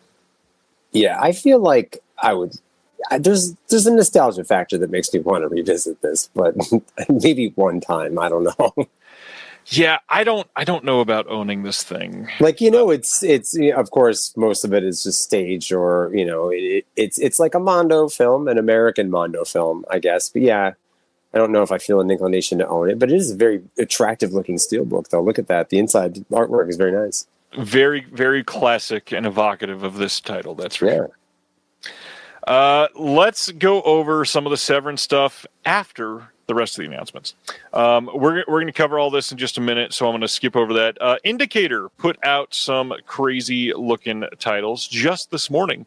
First one is Plot of Fear. This is getting a 4K and Blu-ray release over in the UK on October 22nd, not a US release. This is a film that's going to get a new commentary with Eugenio Orcolani and Troy Howarth. Interview with the first AD on this film. New presentation of an interview from 2013. A bunch of newly edited stuff. Eugenio Orcolani really kind of crushed the extras on both of these. He did so much. 80-page booklet with new essays. Some really good stuff. And then to go with it, they got Franco Nero in Hitchhike from 1977. That movie's awesome. That's a great movie. I highly recommend this one. This is the big winner of these two. Love this movie. This is also 4K and Blu-ray, also coming in the UK only, also on October 22nd. Lots of new extras from Eugenio again. Some really great looking stuff. Tell the world about Hitchhike. Yeah, I will be snapping this one up. It is. I feel like it's a good double feature with the Bava film. What is it? Rabid Dogs, or it has another name too? Yeah, it does. Yeah, the Kidnapped or something like that. Yeah, I like this as a double feature. Very kind of cool Italian road movie with little David Hess sprinkled in here, right? Isn't he in this one? He is in this one. Yes. Yeah. So he's always, as we discussed earlier, just on 11. That guy, a different breed, dude. This is a pretty big deal. This is going to look incredible. Franco Nero just being amazing in this movie. Also, it's a Morricone soundtrack. You pretty much have to have it at that point. So, I think this is a beautiful piece of cover art too. All of their stuff. I'm a big Jean Rollin guy, and I have all of the Indicator stuff that they've put out so far, and just gorgeous special editions. I've bought those films so many times now. I bought them on Laserdisc and the original DVDs. And then again on Blu-ray. I finally had finished the collection from Kino when these ones started getting announced. But you want to talk about 4K upgrades that are just completely a world beyond the old scans. Yeah. They are. The Rollin stuff, I mean, I thought I was a fan before, and I know now it's gorgeous. Like, they just pop. Yeah, they look incredible, and then not to mention, not to just harp on packaging, but I am a huge fan, and I happen to have not that I play on this, Sibner. You don't need to comment on that. I happen to have an Indicator one right here. This is Carnal Knowledge that they just did on 4K over in the UK, and this is a hard box release. Wow! Look at this. It is a thin packaging, and it's got the disc and it's got a booklet all in this hyper thin but extra fancy packaging to show that this is a prestige title. We're giving it just something special, and it's essentially barely over the size of a Blu-ray, and it's a hard box release. This is the way to do something like this. I love this. Yeah, they do really nice work. The booklets included with these two are phenomenal. Oh man, this is hilarious. And yeah, just like Wave said, their boxes don't take up the entire shelf. It's great. Everybody needs to adopt that packaging. It is probably my favorite. I do have one gripe though. One of them, I can't remember. I can't see it from here, but one of the Rollin titles, maybe two, is taller than all the other ones. Yeah, I think they were still getting used to it, and they were not quite right. Bro, it drives me crazy. Just saw off the top, Blake. Oh, yeah. Let's shave a little off the top. That'll be fine. October 7th in the U.S., we are getting a 4K steelbook of Dangerous Animals that just came out this year. This is from IFC and Shudder working together. This is the movie that they marketed as a shark attack film that has 0 shark attacks. I enjoyed it. A lot of people hate this movie, but I thought it was pretty fun. This is another one of those that's not a good movie, but I had a good time with it. I feel like there's a lot of animal attack films going on right now. For some reason, I'm getting the shark feeling. Yeah, Shark Week. It's not Shark Week. Let's not go down that path. August 19th, Sony, as part of the Sony Pictures Classics line, they are putting out The House of Sand from 2005. Not one I've seen, but it stars Fernanda Torres, and this is supposedly incredible. One that I had multiple people message me about today, and it sounds like I need to pick this up because it sounds amazing. Were you able to see this one ever? I have not seen it, no. For everybody that can see this on Facebook, Jeremy is a friend. It is not my birthday. He always does this. Thank you, Jeremy. Moving right along. Turbine over in Germany, keeping the 3D dream alive. On August 14th, they are releasing a 3-pack of 3D tiles new to Blu-ray. So we've got Fast and Furious 10 or Fast X, Puss in Boots, The Last Wish, and then Trolls Band Together. All of these on 4K, or not 4K, 3D for the first time anywhere in the world. They are region-free discs, and they are super high quality. Turbine does really great work on these. And if you're just like wanting to keep your 3D dreams alive at home, they do a really affordable bundle on these. So if you want all three, or if you're saying, hey, I want 2 of these and maybe I could do the third, you just kind of get all 3, and it's cheap, and it's not a bad deal. Nice. I did see Puss in Boots. That's a great movie. Did you like it? Of course, dude. Fucking amazing. You got an orange cat protagonist? Of course I'm going to like that movie. Next up is The Island. This is from 1985, getting a Blu-ray release from Eureka in the UK on October 13th, North America on October 14th. This says it is perhaps the most accomplished genre picture directed by British-Chinese filmmaker Po Chi Long, which I've heard is an incredible movie. Very curious to check this one out. Looks like a lot of fun. I had this in my cart earlier today, and it's in mine right now. It sounds so good. It's like a Texas Chainsaw or something like that they compare it to. Yeah, it's definitely one that I need to check out. And it's really economical. I had that, and I think Diabolical Dr. Z in my cart, and it was like $50 shipped for the 2 of them, which really is not bad.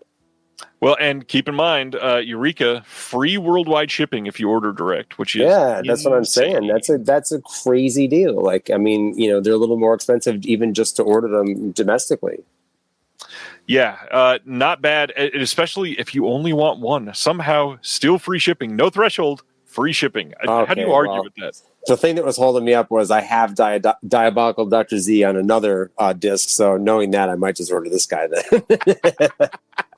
I will say we're about to cover Diabolical Dr. Z in like 12 seconds, but awesome. There is something on that disc that it might entice me at least. So I'm keeping an eye on it.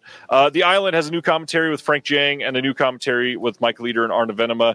There's an interview with the director from 2023. This sounds like a really great, fun release. But Diabolical Dr. Z is going to be after this one. I forgot this one was here. October 13th, Blu-ray in the UK of The Ambulance, Larry Cohen's 1990 really fun movie with Eric Roberts and James Earl Jones that everybody should see at least once, if not 17 times, because it's that good. New commentary by Steve Mitchell, archival commentary with Larry Cohen, moderated by Steve Mitchell. There is a new visual essay on The Ambulance and medical horror by Murray Leader, new interview with the writer Michael Doyle, and this is great. Have you ever seen The Ambulance?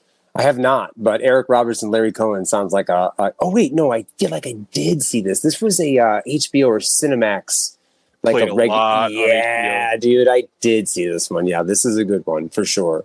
Yeah, it's a fun movie. Yeah. But now, Eric Roberts is always a lot of fun. Diabolical Dr. Z. Coming out in the UK on Blu-ray on October 20th. The Jess Franco film from 1966, Eureka, going all in on the Jess Franco titles. This one on the disc, we have a commentary by Tim Lucas. We also have a new discussion of European Gothic horror in the 1960s, the Xavier Aldana Reyes. There's a new visual essay on mad science in Gothic horror from Mary Shelley to Jess Franco by Sam Deegan, and that is going to be a blast to watch. That sounds awesome. I'm a big fan of the essays these days, the visual essays and things like that. It's like a very nice, concise way to get your perspective and voice heard out there, It's just like, rather than perhaps a full commentary or, I know that like I myself am trying to get more into reading booklets and liner notes because there's just so much information in there, but the visual essay is a great way to get that across. I agree fully. Over in Germany on November 5th, you can get a 4K Steelbook of The Silence of the Lambs, or a 4K Media Book of The Silence of the Lambs, or a 4K Media Book of The Silence of the Lambs. Yes, for the record, that is the second time I've been able to do that in the last 20 minutes. This is also coming from Cape Light over there. No new extras. This is likely the Arrow restoration, so it's probably going to look great. This is primarily if you didn't get the Arrow 4K limited edition and you're like, man, I've always wanted this in a steelbook with a completely different language than I speak on the cover, or I really like the media book art and I really want a booklet attached to a film that I can't read in German. This is a great option for you. Another German title. Oh, so many of those this week. Play on October 22nd is releasing a 4K media book of Argento's Phantom of the Opera from 1990. This is not the cover art. This is just one of the posters that was used on the film. But this is pretty widely regarded as the worst Argento film. Have you seen this? Yeah, it is. It is most certainly the beginning of where it starts to get not great. Now, I know there's some highlights in there, Sleepless. I feel like things like that. But this is where I started to drop off as a fan, I think. Maybe this is something that if I revisit it now, I might have a better appreciation for what it is. Right. But, I remember it looking really bad. Like maybe that was just the DVD release at the time. But maybe I just feel like there's a lot of like subpar cinematography, I feel like, in a lot of the later Argento films. And I don't know if that's just a product of like that era of straight to video. Like even like Trauma is a little, like, yeah. And then if you're used to the Garris lighting and the Argento style of course, his younger years, you're not going to, it's like, what, but I feel like you see that in general with kind of Italian films as they kind of get into that mid to later 80s period, or early 90s, things get very drab. Right. So in the comments, Wave is saying a terrible Argento film and VS isn't releasing it. I guess there's always time for them to put it out. So here's the joke. We found out during Subscriber Week just this month that in the second half of 2025, Vinegar Syndrome is releasing a 4K of an Argento film. I would not be surprised in any way if it was this Phantom of the Opera. Considering we've not heard anything about this being upgraded. This was released previously by Scorpion, so this is probably able to be licensed in the US because that was at least 5 years ago. So theoretically, that could be the one that we're seeing coming at the end of the year. There's also the quite high chance that it is the Card Player. That would not surprise me in any way. Or not the Card Player, sorry, that just happened. Sleepless. That's the other one I'm thinking of. Sleepless. I, for some reason, think. Are they all like the same production company? Like, because they're kind of similar era, right? Yeah, similar era. I believe they all have historically been licensed like in a bundle. If you're going to get one, you're going to get all of them. So it would not surprise me. For sure. All right. Only a few things left. Like I said, we'll come back to the Severin stuff. September 23rd, Kino putting out French Without Tears from 1940. This is a Ray Milland film. This has a new audio commentary by Gary Garani. I'm assuming this is not a family classic that you've seen 72 times. No, it is not. Yeah, same here. Had never heard of this before this week, and I don't know anything about it, so we'll talk about that later. We got a replacement program that probably isn't going to affect too many of you, but Warner Archive is having some trouble with their High Society release. If you remember, we already talked about the fact that many of these went out without slipcovers. And they were like, hey, we're so sorry. If you want a slipcover, even if you didn't buy it, email us and we'll send you a slipcover, which, for the record, nobody's gotten a slipcover yet that I know of. So, hey, Warner Archive, you should probably send those. But also, they have found that one of the batches of the discs was pausing and skipping at 17 minutes and 47 seconds. So if your copy does that, you will need to email discservices@alliedvon.com. If yours does not do that, you should not email them just to get another copy of that 4K disc for free. So just for the record, check your release. You may want to check it out. QC, how does that work, Blake? Yeah, I mean, a lot of this stuff I feel like that I've been seeing recently. I mean, there are definitely things that I've seen that have happened on the end that would have been things, that we would have caught. But mostly I'm seeing stuff that's like replication and, like stuff that's happening at the manufacturing end, I feel like at least, with, Severin, there's several layers of us watching things, and we have Todd, our fearless QC leader, who really has like the eagle eye, and working with him has been such a learning experience. That dude is like on it, you know what I mean? But there's a couple of us watching everything, and I know a lot of the smaller labels, I've kind of like stepped in to help them with things sometimes, and they're working with like really short turnaround times. Like, I got asked to do something today, and they're like, "Can we have it like tomorrow?" Like, no, like, you know what I mean. But I could definitely get it as fast as I can, But that's like I said, I feel like, and really, I feel like it's important to say I only speak for myself. I'm freelance, you know what I mean. I don't represent any companies and things like that. But it just seems like the majority of things happen, that I've been seeing. There's definitely been one or two things that I've seen that, that might have or should have been caught on the other end. But there's just things that are so hard too. You know what I mean? Like it's just, you see how you could watch something 1,000 times and then on the 1,001st time find something new. You know what I mean? Yeah. Yeah, considering I watched the second half of Asylum 11 times, yeah. Yeah, and really it is like trying to identify deal breakers, or disc breakers. I mean, that's constantly what I'm trying to do is break the disc. When I get it at the point that I get disc emulation phase, I am trying to break it. You know what I mean? Like, I am just like, going through everything, stopping it, going back, pop up menu, this, that, back out. You know what I mean? Like, and you will break them sometimes. You know what I mean? Like, so that's yeah. The QC stuff is not able to be overstated enough how much work goes into some of these. I mean, we're talking the entire disc being looked through for some of these companies like upwards of 30 plus times with different people on different setups with different TVs, different players, checking for different things. It's impossible to like, create every scenario. Like I'm a video game guy too, I love video games and things like Bethesda games, which are so complex, but always broken, and those things can be fixed, kind of after the fact. You can't really fix a disc after the fact unless it's like a replacement program, which gets prohibitive. And, it's great. I see so much in the boutiques where they're really, for the most part, on it. Like, whereas a major, it's like some things that never got fixed. You know what I mean? And as I've tried to go through and sell off things like Blu-rays and DVDs, older releases, you find out like, oh, well, this had a flaw, and if you didn't get the replacement disc, then like I can't sell that to somebody. I can't knowingly now, you know what I mean? Like sell a flawed disc to somebody. That is true.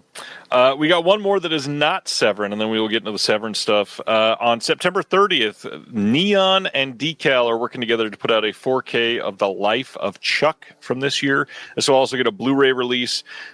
This is a Stephen King story that was made into a film by Mike Flanagan, starring Tom Hiddleston, Chiwetel Ejiofor, Karen Gillan, Jacob Tremblay, Mark Hamill, bunch of other faces that you recognize. This is one of my favorite films of the year. This movie was profound.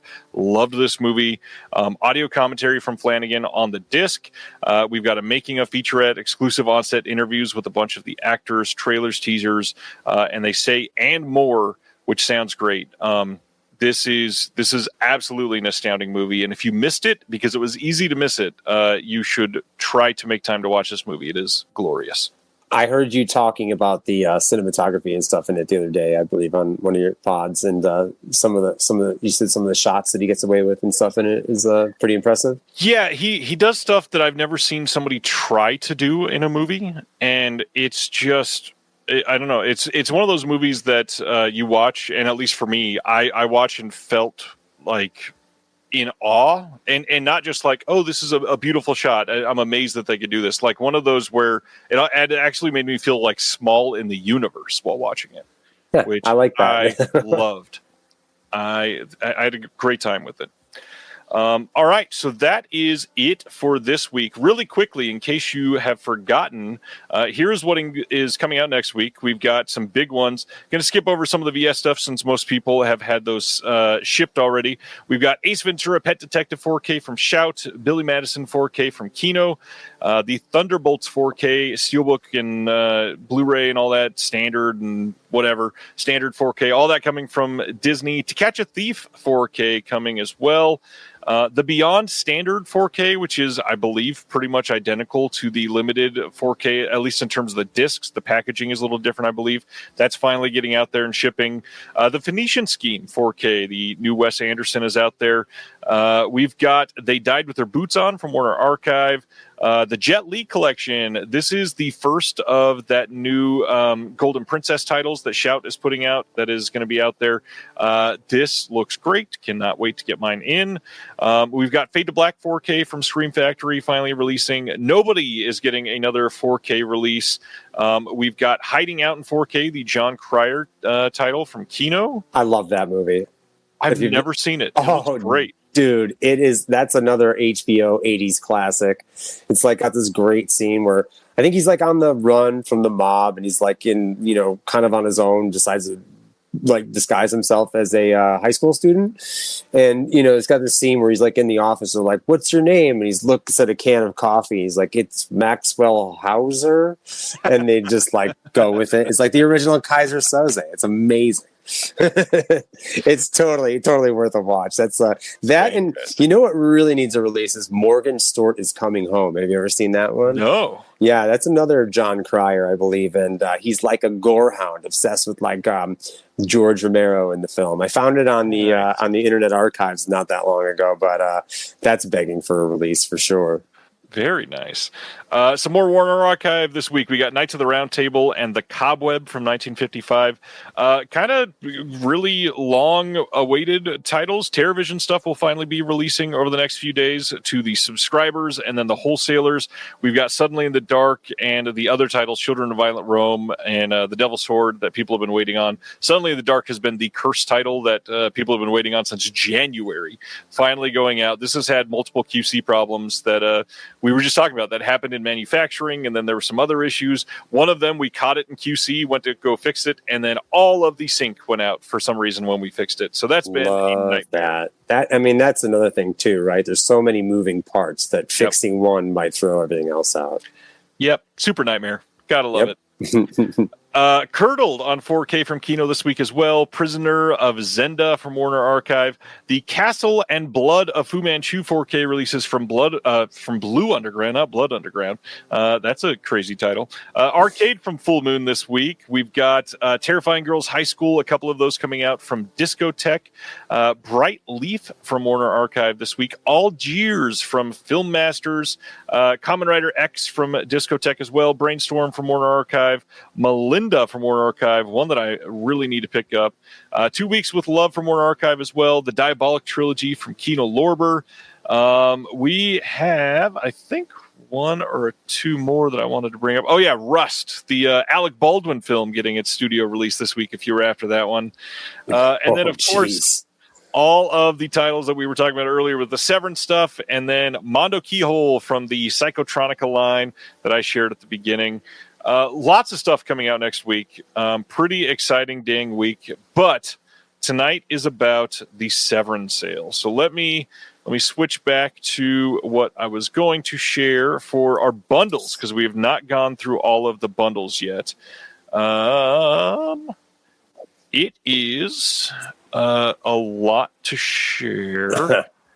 Let's go through the policies real quick. So this starts tonight. Sale will be going until 11:59 p.m. On let's see, where is Tuesday, 12:01 a.m. on Tuesday. So basically Monday night going into Tuesday, the sale will stop. In this sale, we have 10 brand new titles, 50% off of most everything Severin and Intervision, except for the stuff that's come out in the last 9 months. And then that, of course, includes the stuff that is brand new to this sale slate. 4K UHD upgrade on Sunday. Those are the 4 titles we already discussed. There will be new merch items. Saturday will be a box set sale. We'll talk about those in just a minute. There will be a bunch of merch that is on sale. There will be a bunch of titles on sale for the first time that we have not seen before, like Cemetery Man that Blake called out earlier, the Devil's Honey 4K, the Church 4K, the Sect 4K, Butcher Baker Nightmare Maker 4K, the Mad Bomber Blu-ray, lots of titles that have come out in the last 9 months that people have wanted, and now will be on sale for the first time. This is where a lot of people are going to get a lot of bang out of their buck. Severin's box sale Saturday sale. This will be from midnight to midnight all day July 26th. The ones that are going to be on sale, all the Haunts BRs Volume 1, the Lindsay Baker Collection, Cushing Curiosities, Danza Macabre Volumes 1 through 3, The Dungeon of Andy Milligan, The Eurocrypt of Christopher Lee Volumes 1 and 2, Game of Clones, the Bruceploitation set, House of Psychotic Women, the Ray Dennis Steckler box set, the Nunsploitation set that you talked about earlier. Then we've got the Black Emmanuel box and the Lindsay Milan collection. Lots and lots of box sets going on sale. Any of those that you want to shout out before we go to the next bundle that's part of the sale? Yeah, for sure. Actually, of course, like one of my picks for the sale, if you're going to buy anything for sure, would be my absolute favorite, The Sensual World of Black Emmanuel. I mean, go into it. Tell us about it. This set is just, it was when I started working with Andrew, I feel like I would ask about this all the time. Like, when are we doing Black Manuel? When are we doing Black Manuel? You know, and then finally, you know, I started to work on some of the titles and see a lot of the stuff I had never seen, you know. First of all, I mean, the book in this thing, look at this. All right. I mean, that is just, that in itself, you got a little rundown of the films. There's all kinds of like essays. And the thing that I like about this, these films kind of would have been lost, I feel like, if it weren't for a serious, critical, feminist reevaluation of the films themselves. Because it would be so easy to dismiss them as just exploitation films. And there's so much more going on there, you know, and appreciating, you know, Laura Gemser as like the female James Bond, like of the time. Like they're like travelogue films. Like you can watch that. That is like summer vacation in a box. You will go all over the world. You know what I mean? And it's just such a, I mean, what a monumental feat to track down all of those films and find the best quality sources that you can find. And they look beautiful.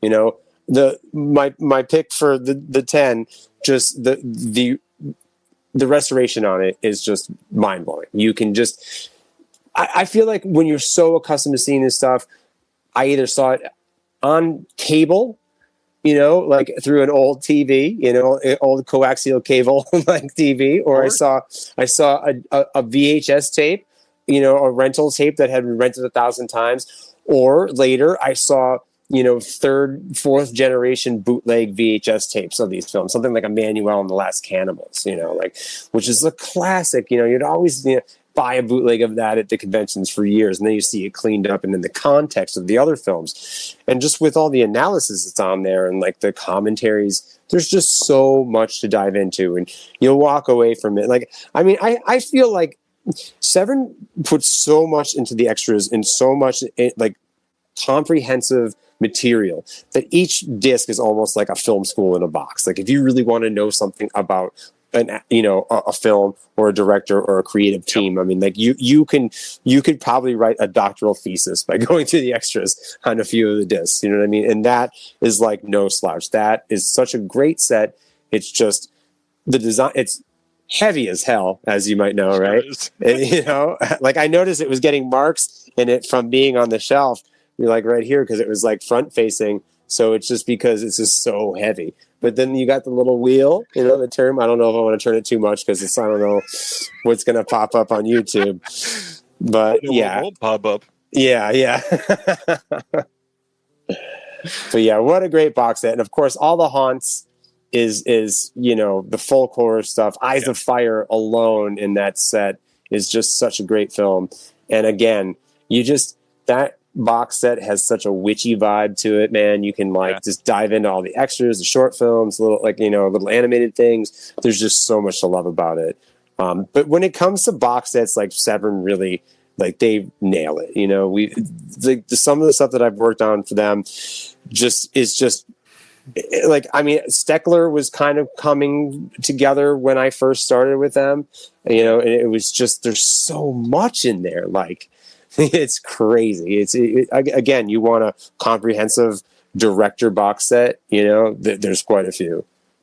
Yeah, and one of the easy ways to get some of those is during that box set sale. But also, if you love some other stuff, they got some crazy bundles. So this time, we've got what is called the Fistful of Fins bundle. This is going to be the 4 Italian sharksploitation titles that they got. So you got the Shark Hunter, you've got Monster Shark, you got Night of the Sharks, and then you've got the Shark Book that they're putting out there. I said 4 sharksploitation. I definitely meant 3. And then you also get the slipcase that comes with it. That's the 4th thing. This is a pretty good price, I think. $116 for all 3 of these plus the book. Yeah, and the box is very cool. And these movies are just so much fun. I mean, Franco Nero in the blonde wig. It's just, that movie opens with he's just cool and on the rocks, being a beach bum, and it's just this totally he's got his fishing line out, and he gets a little pull, and he goes running down, and he just pulls up a little shark. He's just the most casual shark hunting beach bum, because of course he's Franco Nero. You could do that, And then you get Treat Williams, of course, in the Last Shark, which is also just a phenomenal action film. It's so weird to see him pop up in an Italian action film. Yeah, I need to see that one. This is a good looking bundle. And then we talked about Kill List earlier. They've got this bundle with Kill List that has the 4K release. It's got the Kill List T-shirt and then a glow in the dark Emmanuel. I was thinking of Black Emmanuel.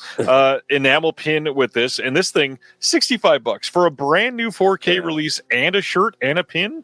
I mean, people used to complain about Severin prices, but I feel like they're pretty good this time. A good shirt will run you $35 most places now, plus shipping. So yeah, that's a pretty good deal. And I love the enamel pins. I have a little cork board that I put them on. They look so cool. Yeah.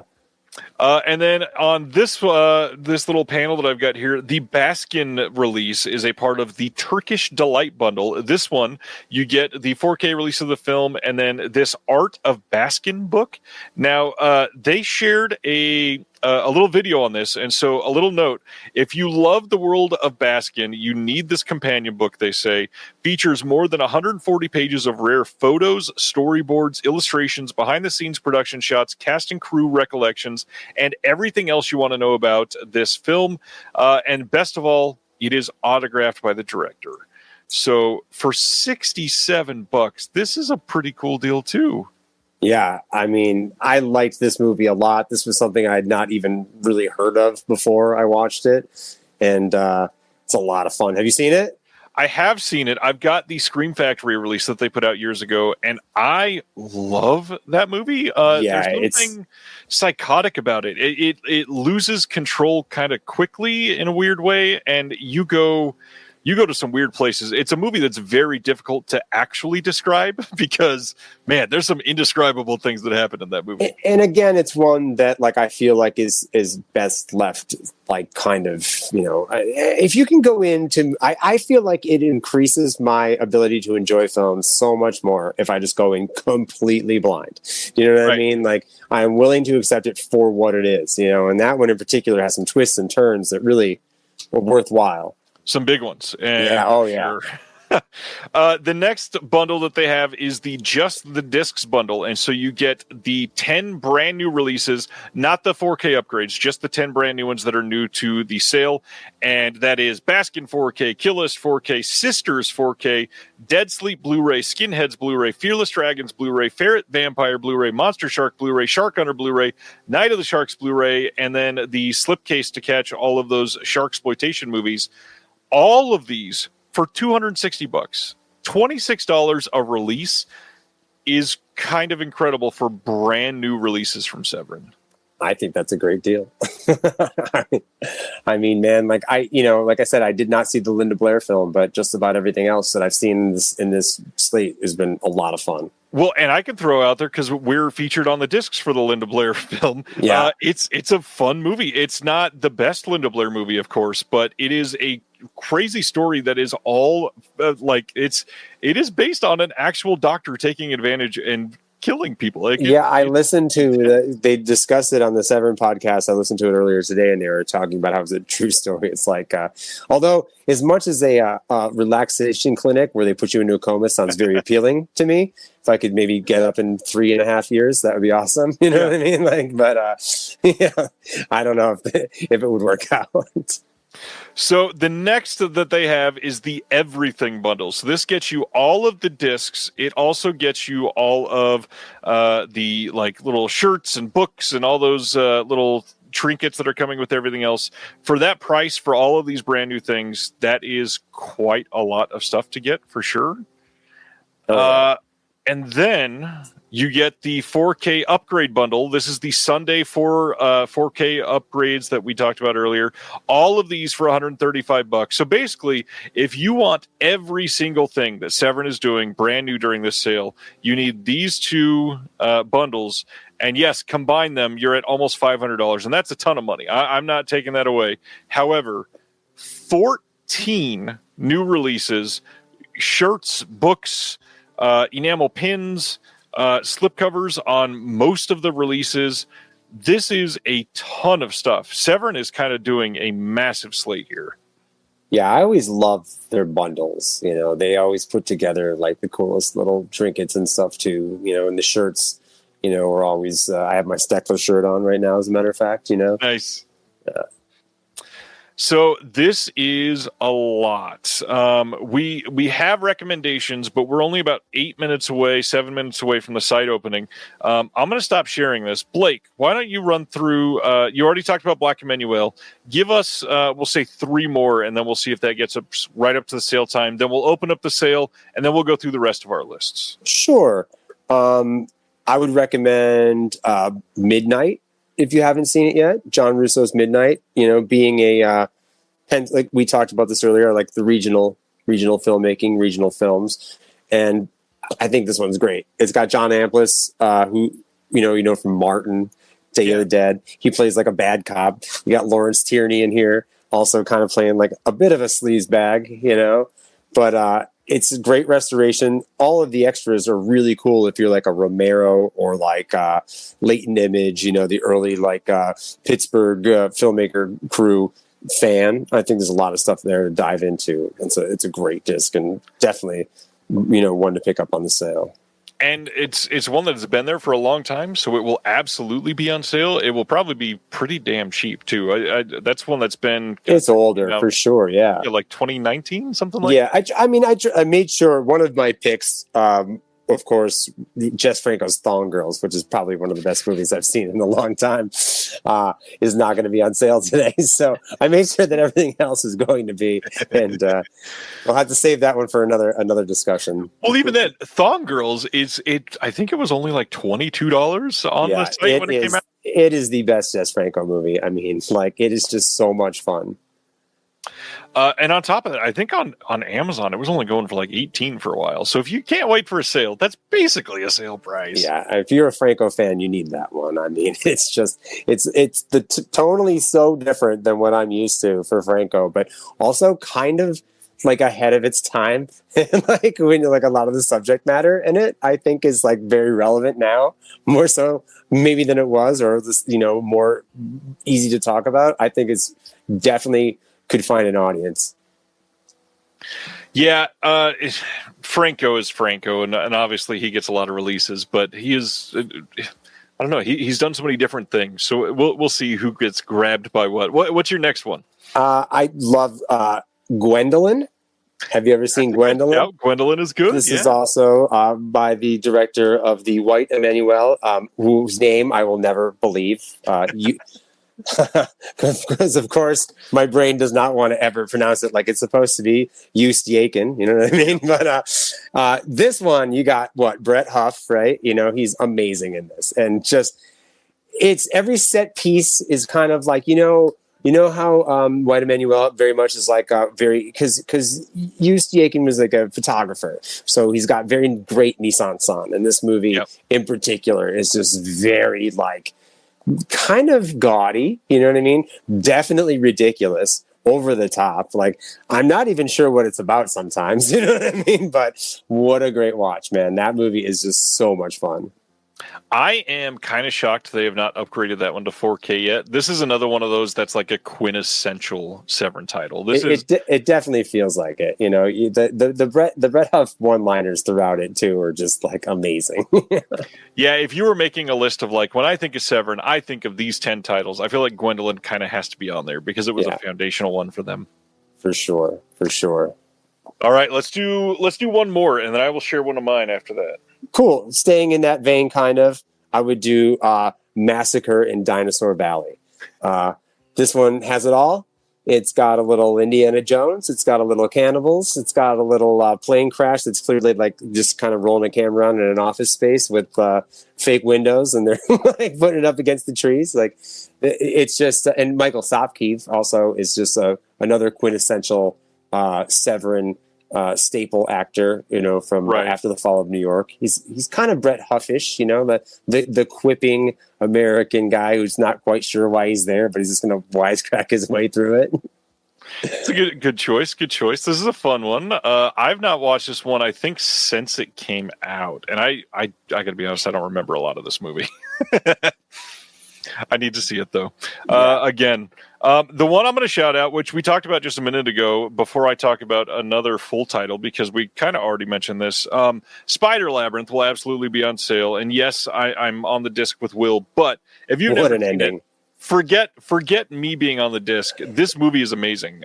It is essentially a just weird setting over in Budapest, and we've got an individual that's gone over there from the U.S. to investigate some things, and things just start to get a little weird.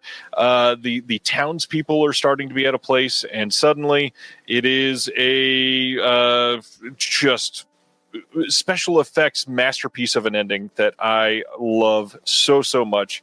The last couple minutes of that movie, you'll have your jaw hanging off of your face. It is such a climactic moment.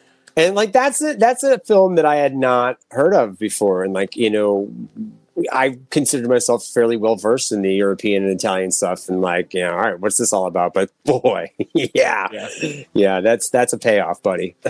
The other one, to go a little depressing after that, this is a title that Severin's had way longer than 2019. I think it was like a 2017 title. This is the documentary "The Killing of America."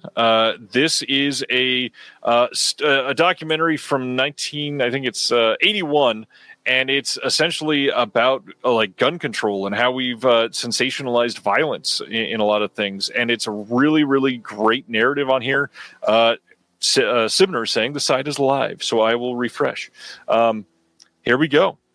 So I'm going to check out some of this and show everybody some sales prices. But while I finish that, we'll talk about Killing of America, because it is a really great movie, a good documentary, one that is important and sadly still incredibly relevant. Man, this is their 75% off section. Wow, look at this, man. There's some great stuff in here. $6 and $7 on. First of all, if you don't have Overboard, $4.99. Now is your chance. I mean, I would snap that up in a heartbeat. It's with such a great slip cover too. With a slip cover, okay? Like, this is the best movie. Like, it's phenomenal. I don't know if it translates into today's environment, but man, it's another staple HBO movie. I believe I saw that one in the theaters. Nice. Yeah, it's a good movie. It's definitely a little. Some of the storylines in 2025 aren't perfect, but you'll still appreciate it for sure. Some other really good things in here that are. I mean, all of these are under $10. The Chris Lee stuff, Castle Living Dead, Crypt of the Vampire would be a must-have for me. Endgame, Joe D'Amato's Endgame, awesome post-apocalyptic film. Massacre in Dinosaur Valley that you just shouted out, $7. Oh, yeah. You will not spend a better $7 today, I promise you. But they do have Gwendolyn also for $7.50, another one that you just shouted out. Nice. Peanut Butter Solution, I think, is really great. That's one of their Severin Kids titles. So it's really funny. That's when I work at a bar a couple days a week, and I tell the guys what I do, and they're like, mostly met with blank stares. And then not recently, but when I had started working there, I mentioned one of the guys I worked on the Peanut Butter Solution, and he was awestruck. I had to get him a copy.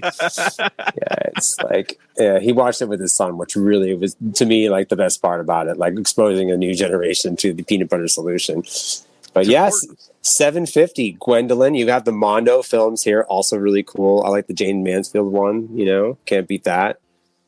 A weird one for everybody, St. Bernard. Have you seen St. Bernard yet, Blake? No, I have not. So St. Bernard is a crazy exercise in practical effects. Gabe Bartolos directed, and it is a guy dragging around a St. Bernard head for the entire film with some crazy stuff. Just the setting of this film is wild. It is absolutely worth the watch. Very philosophical movie. I love that movie. Nice. Man, some crazy prices on these. Jack the Ripper. $6.25. $6.25. The old UK release of Baskin for $7.50. If you don't want the 4K upgrade. Shocking Dark, I would also highly recommend. Shocking Dark is great. Future Shock, the story 2000 AD is a must. Birdemic at $7.50. There you go. There's The Killing of America for $7.50. Man, I love the trailer compilations that so many of these companies have put out. That's Exploitation and Kung Fu Trailers of Fury. People need those. Yeah, when I went to David's premiere of the Clones of Bruce at Tribeca 2 or 3 years ago, they were giving away copies of that, like in the little goodie bag. And I do love trailer collections. There is a cat here, in case you're seeing the tail occasionally pop up. Yeah. I got to be honest, looking at the brand new releases here, Blu-rays without slipcovers, $21. That is a very fair price for a brand new Blu-ray from Severin. Something with a slipcase, like Ferret Vampire, $27. That's not a bad deal at all. That movie is very cool for anybody who has been like me and had not heard of it prior. I think it's got a little political commentary in there, but you can just watch it kind of for what it is, and it's kind of just a weird addition to the vampire films.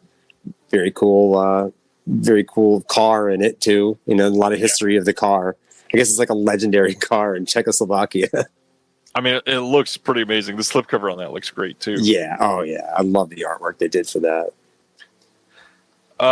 So now all that stuff is the main titles there are listed at the front, and then you've got the sale stuff, which we should be able to go through and look at pretty much everything else that's a catalog title.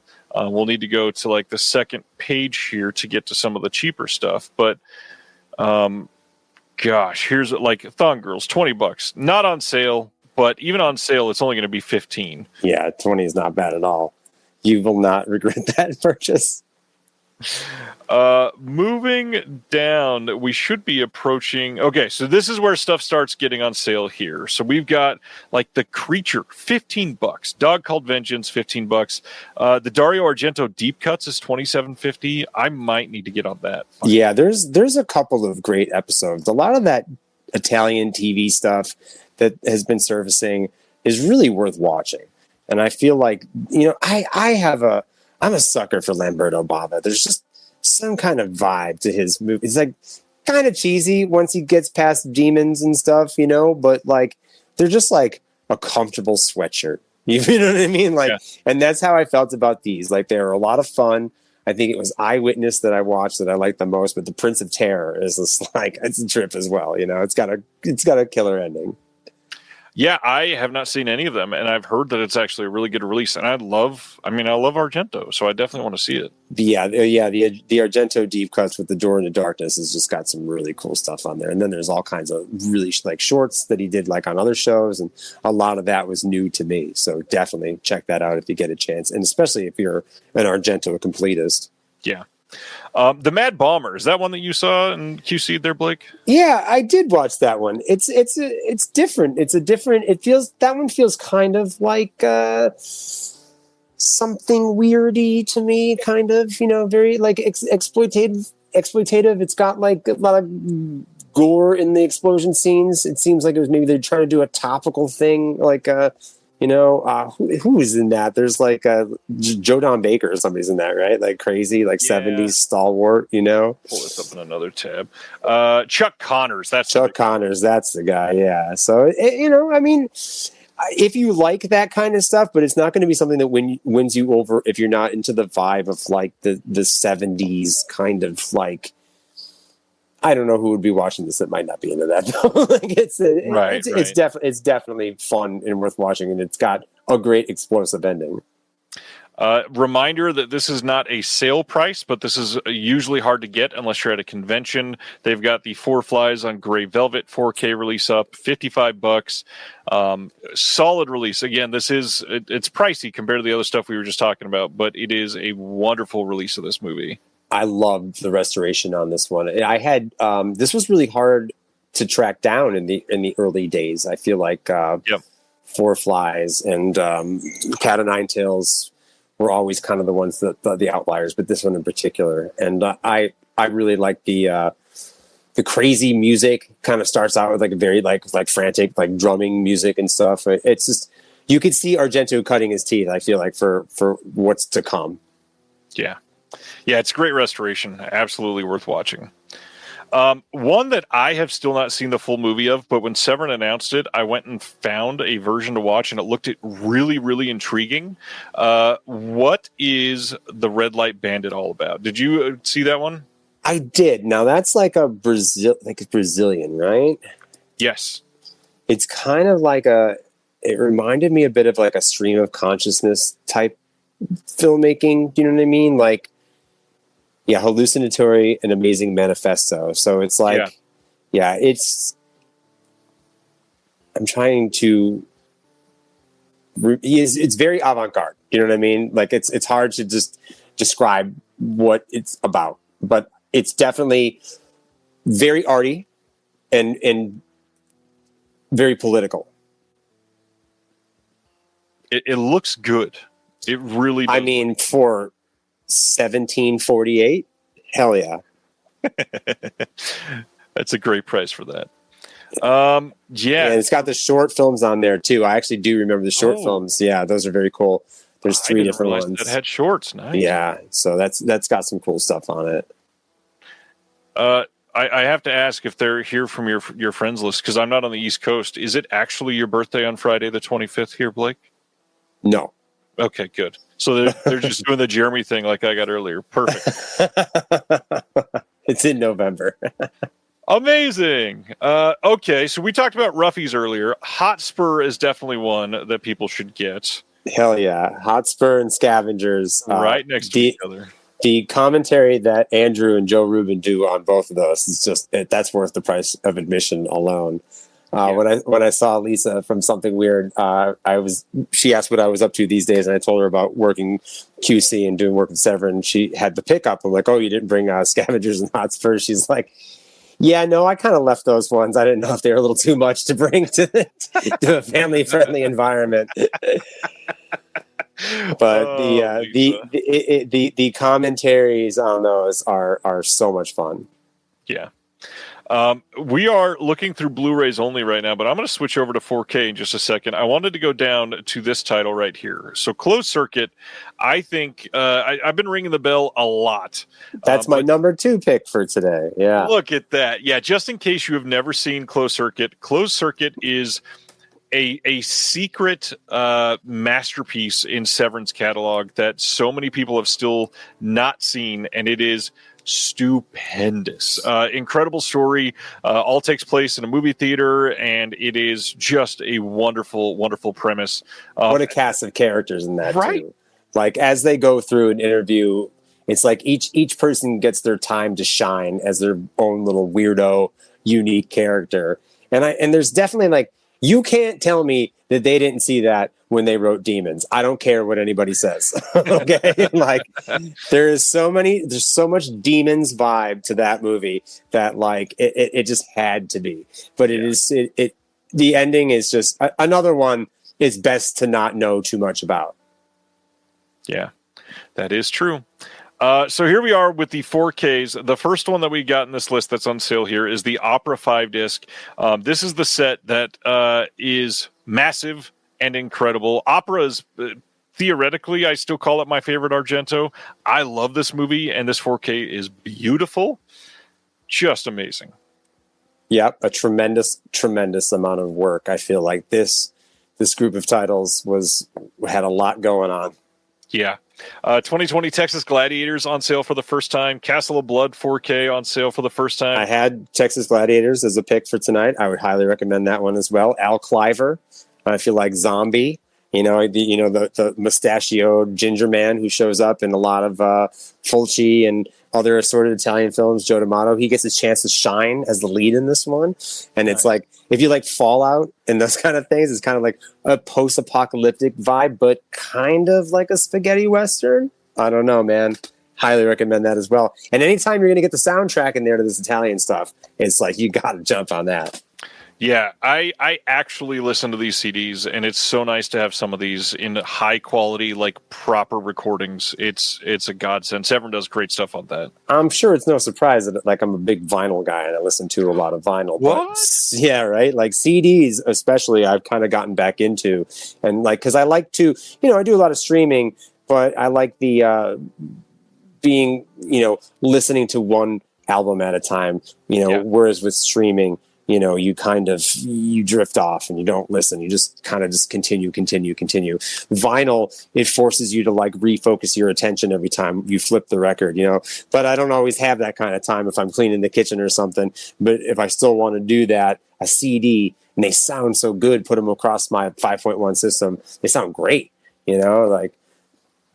This is going to be ridiculous, but just was it 2 days ago? I think I finally remembered a password for a hard drive that I had from years ago, from all of these CDs that I collected for years, and was able to get into it to load it into my current hard drives, and found out it was 450 gigabytes of like my entire life in music, and I'm so stoked just to go through everything again. It's awesome. Like, I was definitely like on this LimeWire phase or whatever you want to call it, where I was just like for a while, kind of, and that's one thing, physical media collecting has its ebbs and flows. I had a big VHS collection and sold it off, you know what I mean? Yeah. And I had a lot of DVDs and sold them off. And when I did that, it was like I hung on to all the Euro stuff and the things that I thought would be obscure and sold off, like the Jasons and the Freddys and the things that I knew would get another release, and like collecting kind of has ebbs and flows to it, And there was a while where I was like, I'm just going to fill hard drives with stuff,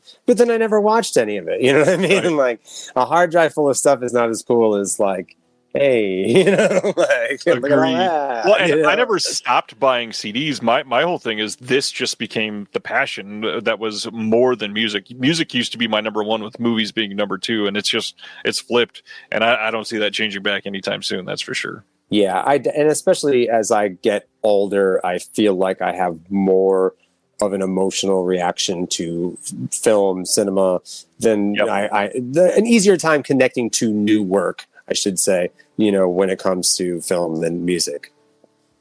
Yeah, I would agree with that there. That's for sure. I don't think I've ever seen this. Sibner is asking, is Echo and Forbidden any good? Have you seen that one, Blake? I have not seen that one. I think that's one of the Mondo double features that they have. Yeah, I think it came out around the same time as the Jane Mansfield one. Okay, yeah, those were a little bit before me. I just got the Jane Mansfield myself, I think on one of the last sales, because it was really cheap. I do like Mondo films, as we discussed before. They're kind of, but again, that's something that you can kind of haplessly wander into animal violence if you're not careful. Right. That does happen. I am keeping my eyes on Butcher Baker Nightmare Maker. I might pick that up. I might pick that one up. I've been very, very wanting it since it went for sale with them, because I remember seeing that years ago, and I need the 4K, I think. Yeah, it's a lot of fun, man. I know Andrew loves that one a lot, so he was really stoked when we were working on that one. I'll shout out The Psychic. Really great Fulci film. The 4K looks very, very good here. It is. That's as good as that movie is ever gonna look, man. Indeed. I do like that later era Fulci too. You know, it's charming, if not his best work. Oh no, Dude McMahon is saying they've got Cruel Jaws back up. Uh-oh. Let me pull that up real quick. Is it with the slip, or is it just with? Okay, so it's the Blu-ray of Cruel Jaws. Nice. Yeah, this was gone for quite some time. So this is convention stock. So like Four Flies on Gray Velvet, it is not going to have the slip. It is not going to be on sale. This is just, it's hard to get, and now you can get it on Blu-ray, which is cool. I'm glad they have this opportunity back up there for some people. Did we talk about Fearless Dragons? I think it was mentioned, but not like in depth yet. No. That is so fun. I mean, if you're looking for a good time, pizza and beer kung fu movie, like that thing is just a blast. Dude McMahon is saying Mask of Satan. Too bad it's not on sale. This one is not going to be on sale till the next sale. I believe Black Friday is the first time that will be on sale, because this one was just released last Black Friday. Some of their older 4K stuff are great titles that I would recommend as well. Nightmare looks really great on 4K. Yeah. Oh, yeah. Nightmare's amazing. I saw you reaching. I was like, are we going to go into it? No, we got a cat. That's all. Oh, perfect. The 5 Days, another Argento. That one's on sale for that 4K. Love me. The Acción Mutante, the Alex de la Iglesia titles that they've done are just incredible. Here's one I see that I could recommend. Faceless. Nice. Jess Franco for people who don't like Jess Franco. That is true. And it's got an unforgettable theme song that you just cannot get out of your head, for better or for worse. I'm thinking about it right now. But it's got a lot of great gore effects in it, which I think that, can't think of a lot of Franco where it gets gory other than Bloody Moon, maybe. Yeah. But, this one is just, and the restoration on that is just, oh my God. Like, it's, I feel like I went to France. Two that I can mention that are on the screen that I had in my stack. I think these are, my only 4K ones that I was going to talk about, other than Spider Labyrinth. Out of the Blue, not a very common Severin title. This is kind of my number one pick. Look at that. This is like one of their art house type of titles. This is Dennis Hopper at his absolute best. I saw this thing in the or worse, depending on what. It is an incredible movie. It is a depressing, nihilistic movie at some points, but it is quite worth the watch. With a just gangbusters ending that people will love if you've never seen it before. And then their very, very first 4K is one on my list that I have to recommend. Santa Sangre is an incredible release from them. Nice little package that they put together here. This is, I think it's a 4-disc set. Yeah, 4-disc set. It's got some art cards in here. And the restoration on this thing is just incredible. It is a Jodorowsky film through and through, but man, this was shocking when Severin first put this out, because it was a film that people were like, oh yeah, this is pretty good. And then they did their 4K restoration. Was, oh my God, this is jaw-dropping. Yeah. What a great movie. So the rest of his work really needs a 4K restoration. Did Arrow do 4K or was that Blu-ray? Just Blu-ray, right? Yeah. And I don't know what the state of the elements, are or rights ownership. I think that was always the big thing because it was owned by like Alan Klein, right? El Topo was like the Beatles manager guy who tended to be a bit of a bulldog. Still owns it here in the U.S., yeah. He's the reason why the Verve had to hand all their royalties over to the Rolling Stones for Bittersweet Symphony. The guy's a bulldog for the rights of his intellectual properties. Yeah, that's a common thing, unfortunately, with him. It happens. I get it. I mean, it's like Richard Rubenstein in Dawn of the Dead. It's an unfortunate. Well, yeah.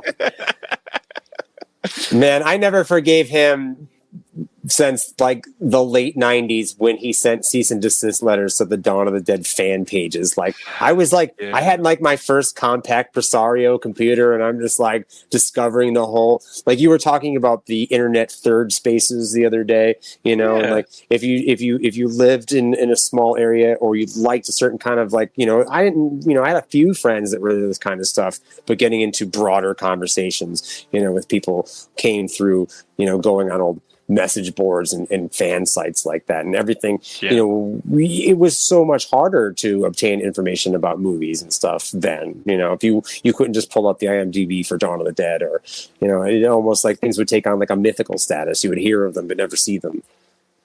Yeah, and to literally pull away like one of the only resources was just the most asshole of moves. Yeah, and so he's always been, and he's definitely not hurting for money since he produced like Dune and things like that. You know what I mean? But right.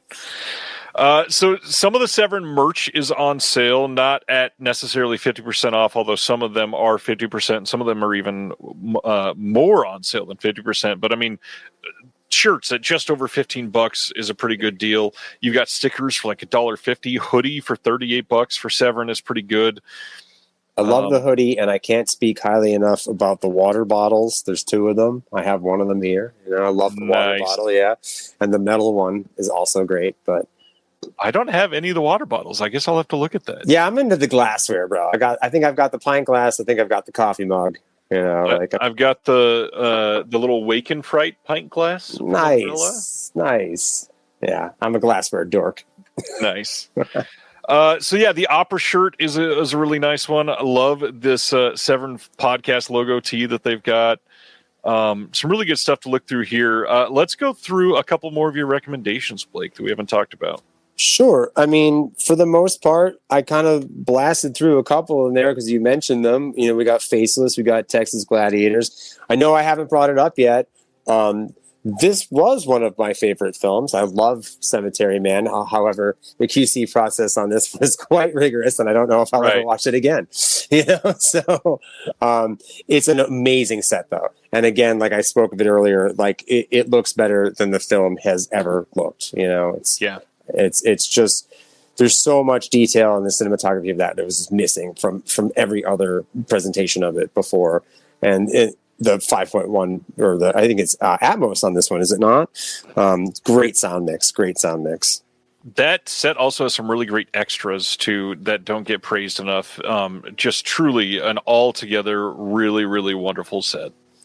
Yep, and I'd say otherwise Vampiros Lesbos. That's a must. Jess Franco fan, or if you're just getting into the Severin stuff, that is definitely one that you have to have. It's Franco.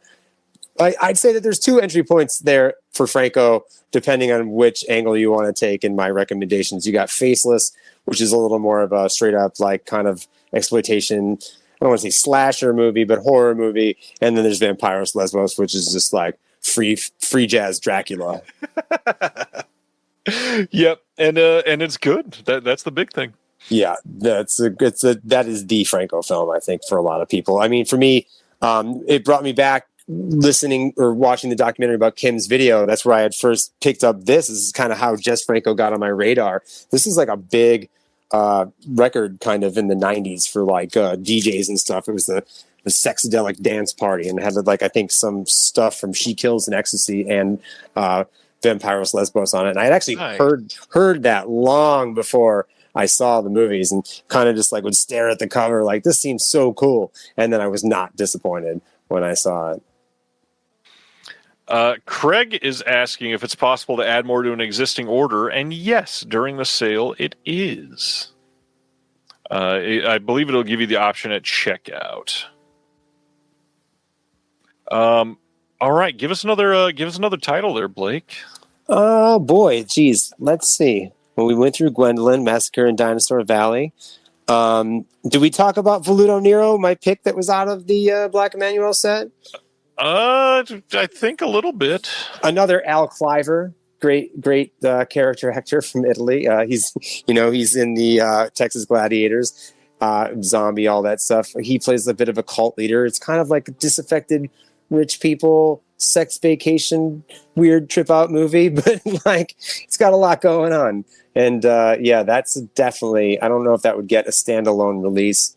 I know I'm sorry, what is it? The Tales, the Spanish TV series. What is Tales to Keep You Awake? That, if you have not seen it, I would highly recommend. It's kind of like got, like a Twilight Zone vibe, or like Outer Limits. And if I remember right, this thing is like a shocking amount of content in here. I feel like there's a bunch of episodes, right? Yeah, the runtime almost 1,500 minutes. Yeah. And if you buy it right now, it's $17.48. I feel like I worked on that for like half a summer. Let's see. Sib, do you think the pickup is going to sell out before it goes on sale? No, I don't even think it's limited. So no, definitely not. I would snap up. If my personal sale approach for this one would be to snap up a lot of those cheap titles right away, because absolutely that is like a great way to bulk up your Severin shelves. And some of those 750 ones are likely closer to selling out. Or at least going out of print. Pickup is limited to 2,000. I did not realize that. If that's the case, maybe. I don't know. It's not one that I see in a lot of like haul posts or anything. I think the Lee Frost is a little bit of a tough sell, maybe. Yeah, in 2025, I can see that being the case for sure. But again, like I said with Black Emanuel, like all it takes is the right reevaluation and the right lens on these things to kind of, and appreciate cinema as a time capsule, On that note, one that is super relevant right now, I think I'm close to coming up to it here, so I will scroll for a second to verify. There it is. One of my favorites in the entire Severin catalog is the Canadian film Siege. Have you seen That's Siege, a cool Blake? one. That is a very cool one.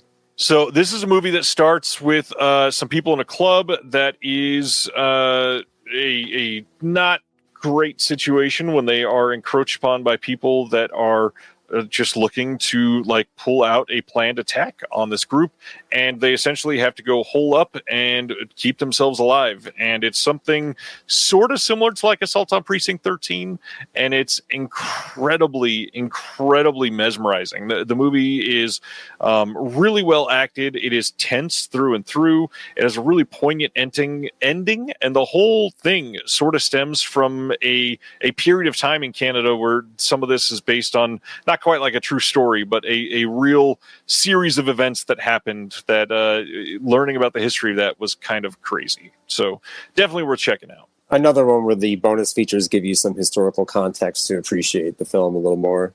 Absolutely. I still can't believe Overboard is $5. Buy two. What a great Christmas present. Hello, Grandma. I bought you a Blu-ray copy of Overboard you can't play, and it is probably problematic in 2025. Well, if you loved Grandma enough, you'd buy her a Blu-ray player too. yes, indeed. Lots of fun stuff in their catalog starting around this time and going back that a lot of people still have not seen. Night of the Demon is the classic Severin, we're going to rip off your dick Bigfoot movie. Don't Go in the House, also. Great movie there. I love that one. Fantastic. That's a Stockholm Syndrome movie. That's a movie that I thought that I hated until I started working on it, and then I discovered that I actually love it. Dude McMahon is saying the free shipping threshold was 100, but it's wanting to charge me $10. Did they stop, or did they change that? Let me look up their policy here that we just had pulled up, because as far as I'm aware, I thought 100 was still the free shipping. I think you had to choose that. It says select at checkout if you look at the... Yeah. Is it giving you the option to get free shipping if you select something else, McMahon? Yeah, it says free media mail shipping over 100, just selected at checkout. So there should be an option there for you when you're in the process. You shouted out Midnight earlier, and then I want to shout out Cannibal Man. This is one that I had to watch a couple times to appreciate. I did not love it the first time, and then watching the second time, and after learning about all of the political context behind the Franco regime and everything, Cannibal Man is really well acted. I think people will appreciate that if they have never seen it. It's worth a watch. I think when you're looking at a lot of the Spanish stuff as a reaction to the end or the dying throes of the Franco regime, it makes it all the more interesting. Yeah, and it explains a lot. Some stuff that if you're watching it for the first time without context, it might seem a little nonsensical even, but finding out why the film had to do that is a completely different story. Yeah. I know that we're talking about sharksploitation stuff a lot because of what is in the brand new titles, but we should probably point out Deep Blood, the Joe D'Amato film, which in the Severin catalog before did not have a lot of friends other than Cruel Jaws, and now it's got quite a few that it can hang out with. D'Amato is always wild, but this is one that if you want a fun Jaws ripoff, you should check it out. It is worth the watch.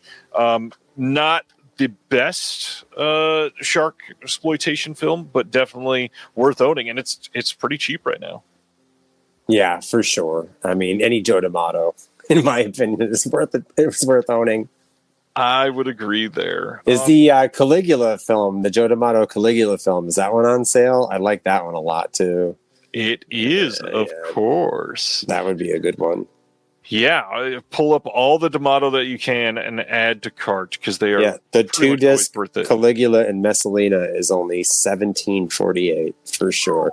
You got 2 cuts of the movie, the X-rated cut and the unrated cut. It's for sure worth it. So somebody was asking about this film earlier in the chat, and I just wanted to say, if you've never seen it, Day of the Animals is one of the most fun animal attacks films that you can watch. I mean, you literally see Leslie Nielsen. Your face light up right when I said I'll allow you to continue. You see Leslie Nielsen like get in a boxing match with a bear? Like, is that the best way to say it? Yeah, there's hands involved. Yeah, Day of the Animals is a really interesting premise for a film. But any of the animal, grizzly, any of the animal. Wild Beasts, of course, also kind of fits in that, although that's the only one I think where they're on PCP. So. Yeah. Less nature, more man-made. Yeah. But yeah, Day of the Animals is probably my favorite of that era of the animals attacks films. It's a fun story. It's got actual animals that they do some crazy stuff with real animals in that movie that probably would never be allowed on a set in 2025. No. Yeah, good stuff. Dang, Deep Blood is only $7.50. That's crazy. Yeah. I spent a lot of money on Deep Blood once. Yeah, you could definitely build a nice collection with some of these prices. $7.50. It seems like the free shipping option disappears if you check out through the shop app. This happened to me recently. Oh, yeah. You could do the guest thing, right? Check out as a guest? Yeah, I was about to give that as the recommendation, but I don't know if this is a hot take, but fuck shop. Like, yeah. I hate how much they're like controlling the checkout process on so many of these sites. And like, I prefer to use PayPal Pay in 4, and they kind of like, unless you do the checkout as a guest, sometimes they will pigeonhole you into using the shop app, and then they give you like the bogus, like, here's $10 in cash that you can't use on anything, and if you try to, it's like the prices are different. So it's but coming from the school of I'm going to beg my mom for a check so I could send it out for a catalog, and when I would get that 6 weeks later, send out another check so I could get my movies, and maybe they showed up, maybe they didn't. You know what I mean? I guess I'll settle for Shop for the Shop app, where I can keep an eye on where things are and get excited. Like today when I was like, oh my god, my Mario Bava set is on its way. I want to shout out Deaf Crocodile, who just posted in the chat. I just removed the checkout with shop feature in our store. Yes, thank you. That's why you're incredible. Nice. Let's see some other ones. Tales of the Uncanny is definitely one that people should see if you have not seen it yet. Severin is kind of incredible at these in-house production documentaries. And this is the story of anthology horror, and it's just really well done. $15. Can't beat that. Just perfect. Let's see. Cruel Jaws back in stock, like we mentioned earlier. Some of the more classic Severin stuff popping up here. The Beast Must Die. I love that one too. It's so classic. That's Amicus as well, is it not? I believe it is, yeah. Yeah, I think so. If you are not one of the lucky 19 people that still have the Al Adamson box set, the Al Adamson documentary is 100% worth your time. One of the craziest stories of somebody's life that you will ever hear. Again, in-house documentaries from Severin is kind of David's forte. That's what he was doing way back in the day at Anchor Bay, and then helping with Blue Underground, and now doing it on his own. Severin is pumping out some of the best documentaries out there. I mean, look at what they're doing with the Susanna story right now. I mean, working with these guys, David, Carl, Andrew, Todd, their passion for the movies, it's just a world different than, I worked for these guys first before everything else that I did, I probably would have had a much different experience in the industry than I did back then.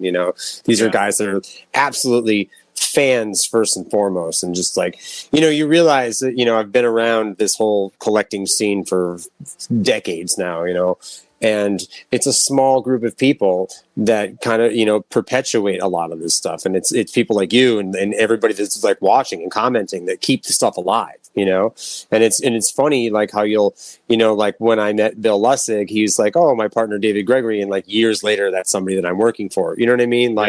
It's just kind of, you see how it's really driven by people with passion for the physical media and for the films themselves, and it's nice to see younger generations of people watching your show or getting into collecting, and like I was saying before, films that were trauma pickups that we couldn't give away, seeing them finally find an audience. Story of a Junkie that VSL put out, it was amazing. I love that movie. It was one of my favorite pickups, and it's just when the boutique companies being run by fans and people who are actively keeping the stuff alive, doing documentaries rather than soulless corporations, that's why we get stuff that's so comprehensive, and why something will get delayed so we could put an extra bonus feature on there or a CD soundtrack. That's that little stuff to go the extra mile is so huge, and that's what attracted me to Severin in the first place, made me want to work with them, just because it just seemed like you weren't just telling me some crap, so much goes into presenting this the best possible way. And you see that when they find a new source or finally dig up a negative, they go out of their way to make a nice restoration and do it right. Yeah, they just did that with the Franco movie, or not Franco, the Klaus Kinski Dracula. They just did that again. It was something that we're never going to be able to find this. Let's just put this out. They did it. It was great. And then suddenly they did find it, and they went through the process of making just an incredible release out of it, which many of the labels would have just said, we can't do anything. Sure. And it never feels like a cash grab. It always just feels like, we are doing this because we found a better source. We want to give you the best possible version, Wanted to point out Blood on Satan's Claw. This is another one of the convention stock titles, one that you can't always get from Severin. So if this is a title that you want, you may want to prioritize that during this weekend sale. Great movie as well. Yeah. V, if you have never seen it or you don't have plans to pick up the first box set, All the Haunts Be Ours, because it is in that box set, V is a really wonderful movie. It has one of the most memorable final 15 minutes in a film that you will ever see. It has some of the most shocking imagery that I still can't believe how they got some of those shots in that film. Yeah, the Eastern European stuff from that era is just like, it's again a whole new world to explore. Yeah.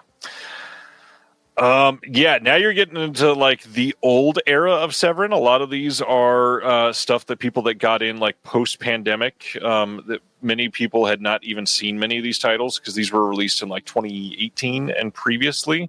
Love a lot of these. Next to Kin is a really great film. Have you seen that one? No. Next to Kin is good. People need to check that out. Skinner, that is one that will make you feel a little creepy for sure. All the Colors of Giallo is another one of the documentaries you should check out. They also have All the Colors of the Dark. That was a sale 2-disc title, came in this little fancy dual package that they put out back in the day. What else? Anthropophagus and Absurd. I believe these said that both of these are coming in 4K eventually. I think they're working on restorations of those still. So if you're not like, I have to hop on 4K, these would be a good buy right now, but if not, you may want to hold off on those. The Changeling. This is another one that is a title that Severin has put out multiple releases of, and their 4K of The Changeling looks great. And this is just an amazing classic horror movie. Probably one of the creepiest ghost stories, I feel like. It might be my favorite ghost story. It's so great. Good. It's so worth checking out. It is a great time.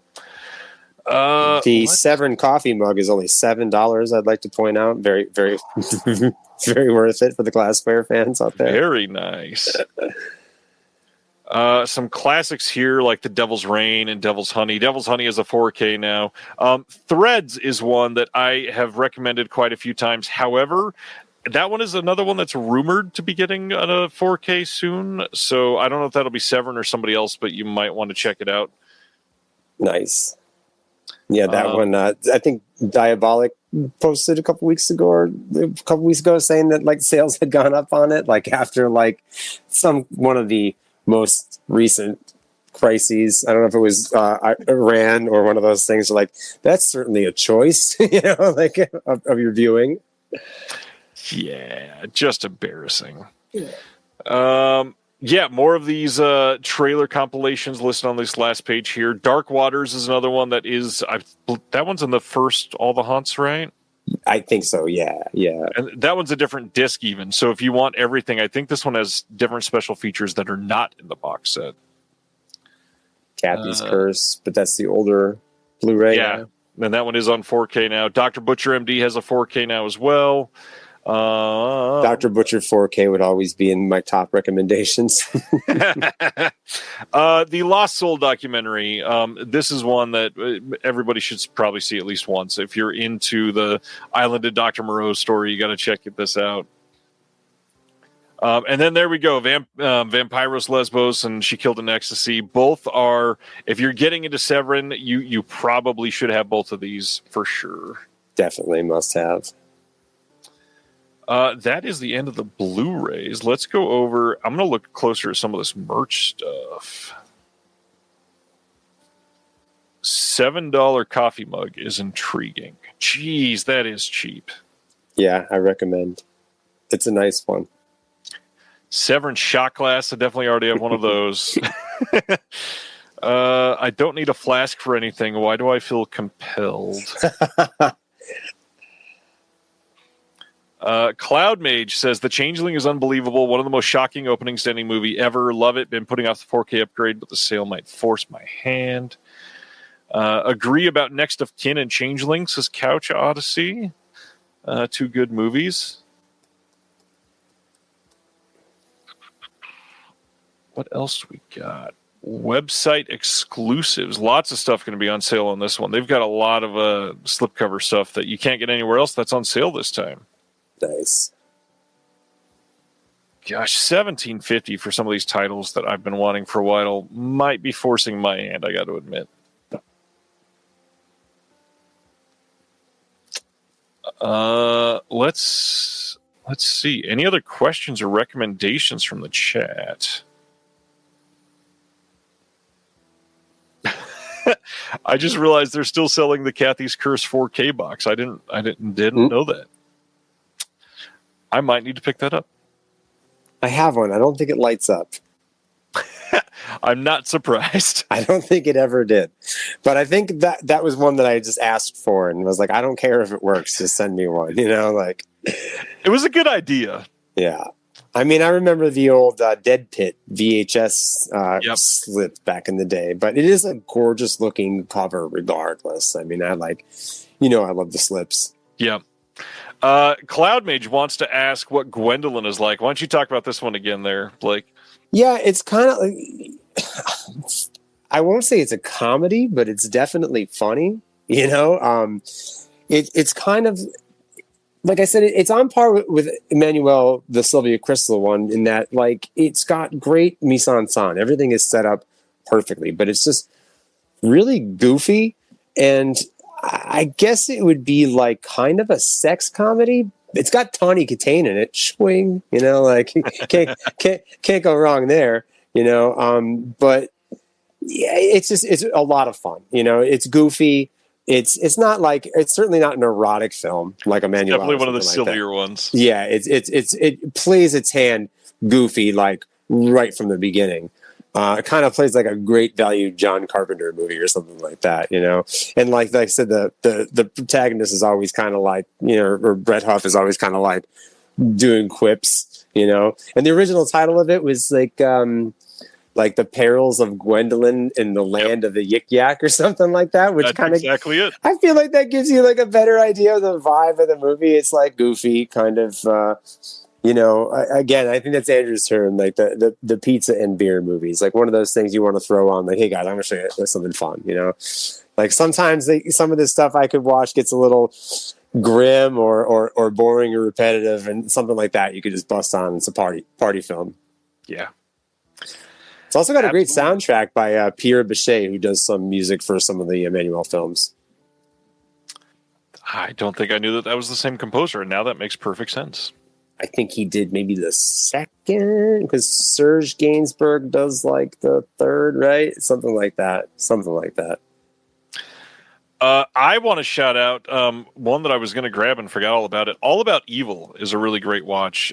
Some great extras on this disc too. Were you doing QC during that time? Yeah, that was one of the first ones that I did. That was a lot of fun, and that was kind of like, like I kind of had an aversion to newer films or things that were like SOV until I started doing QC, and that's kind of got like a really fun, like John Waters vibe to it almost. Yes. You can tell that they're like kind of going for that, but it's not like annoying or overt in a way that like makes it less original. Yeah. Yeah, it's definitely worth a watch. Natasha Lyonne, great in it. And again, always great. Really great extras on that disc. Yeah.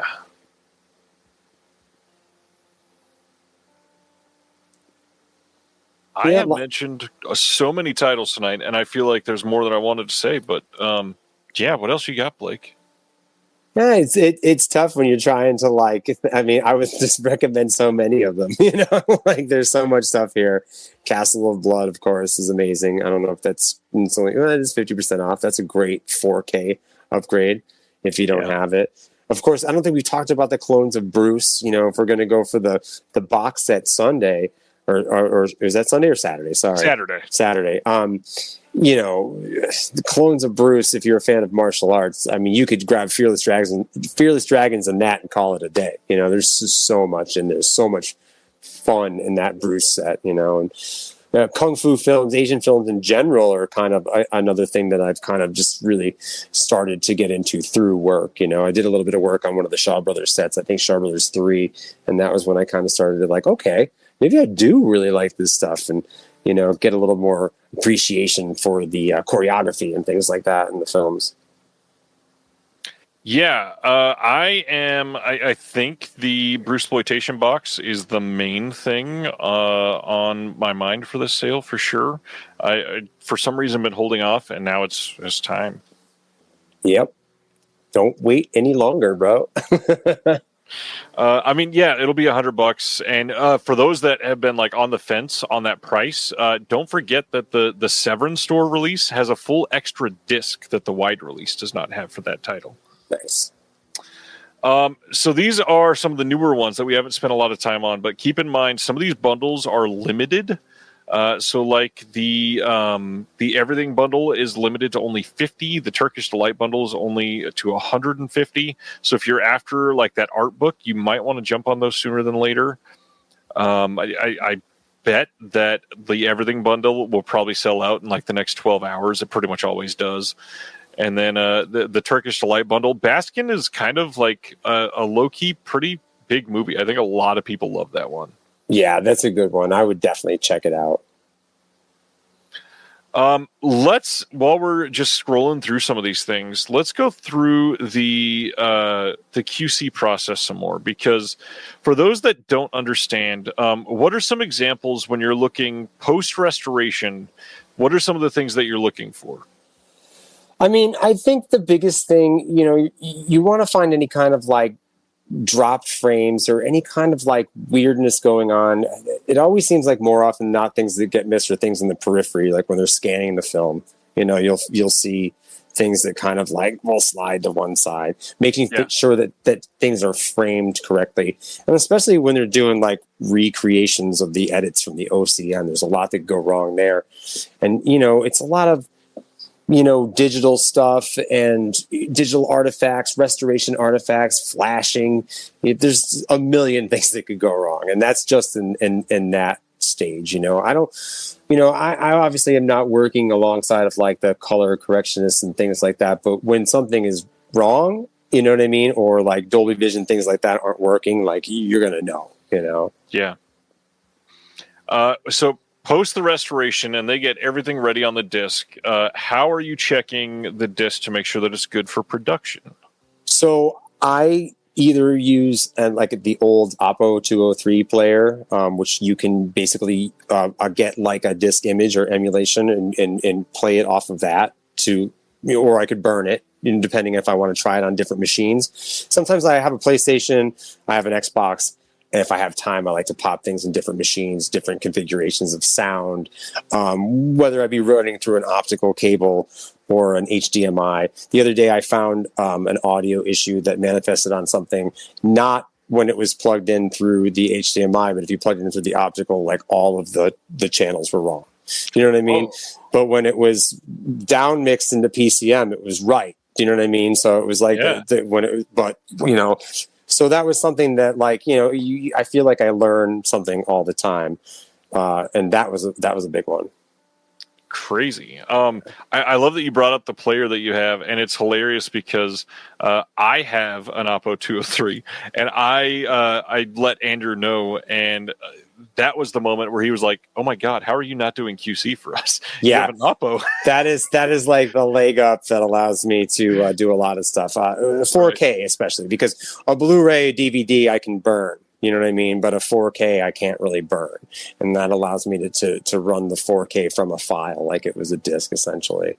It acts exactly the same. Yeah, the Oppo 203, for those that don't know, it's not been manufactured since I think 2018. So now secondary market prices on them are insane.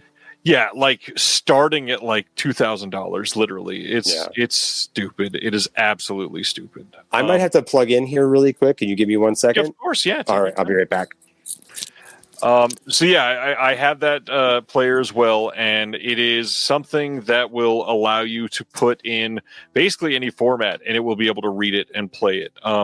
For a lot of people, the Oppo is like the main thing that you want to basically be able to throw anything at it in your collection, and it will be able to find a way to read it. And considering the second-hand prices, they are not easy to come by nowadays, sadly. Let's see. Picked up the Baskin bundle and Feeding Frenzy. Nice, Danny. Mozart says Oppo was too good. It couldn't last. Yeah, that is true for sure. Dude McMahon, what is your audio setup for QC? I'll ask Blake that in a second. I have not been one to do QC for audio. I've only done QC for video. I don't have a good audio setup for that, sadly. So yeah, I'll ask him that in just a second. Paul is saying, what is comparable to the Oppo now? This is the sad thing, is why it's valuable and still like costs $2,000 on the secondhand market. There is nothing comparable to the Oppo now. There's nothing being manufactured that will play everything like the Oppo did. There is nothing that has all of the options that the Oppo had. There's nothing that has been reliable like the Oppo is. So it is something that is difficult for sure. This name, how did you get to the web store exclusive section? When you go up to the menu and go to shop, it shows on the left side here under formats. Web store exclusive slipcover section. Blake, we had a question of what is your audio setup like for QC? It really depends. I use like an LG 7.1 system. I also try to check on like just the TVs. I have an LG C2. That's my main monitor. I feel like the LG C2 gives you like the best Dolby Vision color representation. I'm sure there's nicer models, but that's just been the one that I've been working on for a while. But I used an LG 7.1, nothing fancy. You know what I mean? It's just a store-bought Best Buy type thing. And then I tend to check with headphones a lot, especially commentaries. Commentaries tend to have a lot of weird anomalies in them. And 2.0 mixes I check in headphones a lot too. But I mean, I'm only ever limited by how much time I have to work on something, because I would love to go through it like on every machine with every audio and visual configuration. It's like, you know, if you've ever recorded music, indie music for yourself, like you want to listen to it in the car, you want to you know, listen to it everywhere. So I mean, I try to be as extensive as I can, like even go as far as like a lot of times looking for things like in supplements, like misspelled chirons, or like, you know, just in subtitles, of course. That's always that could be its own job.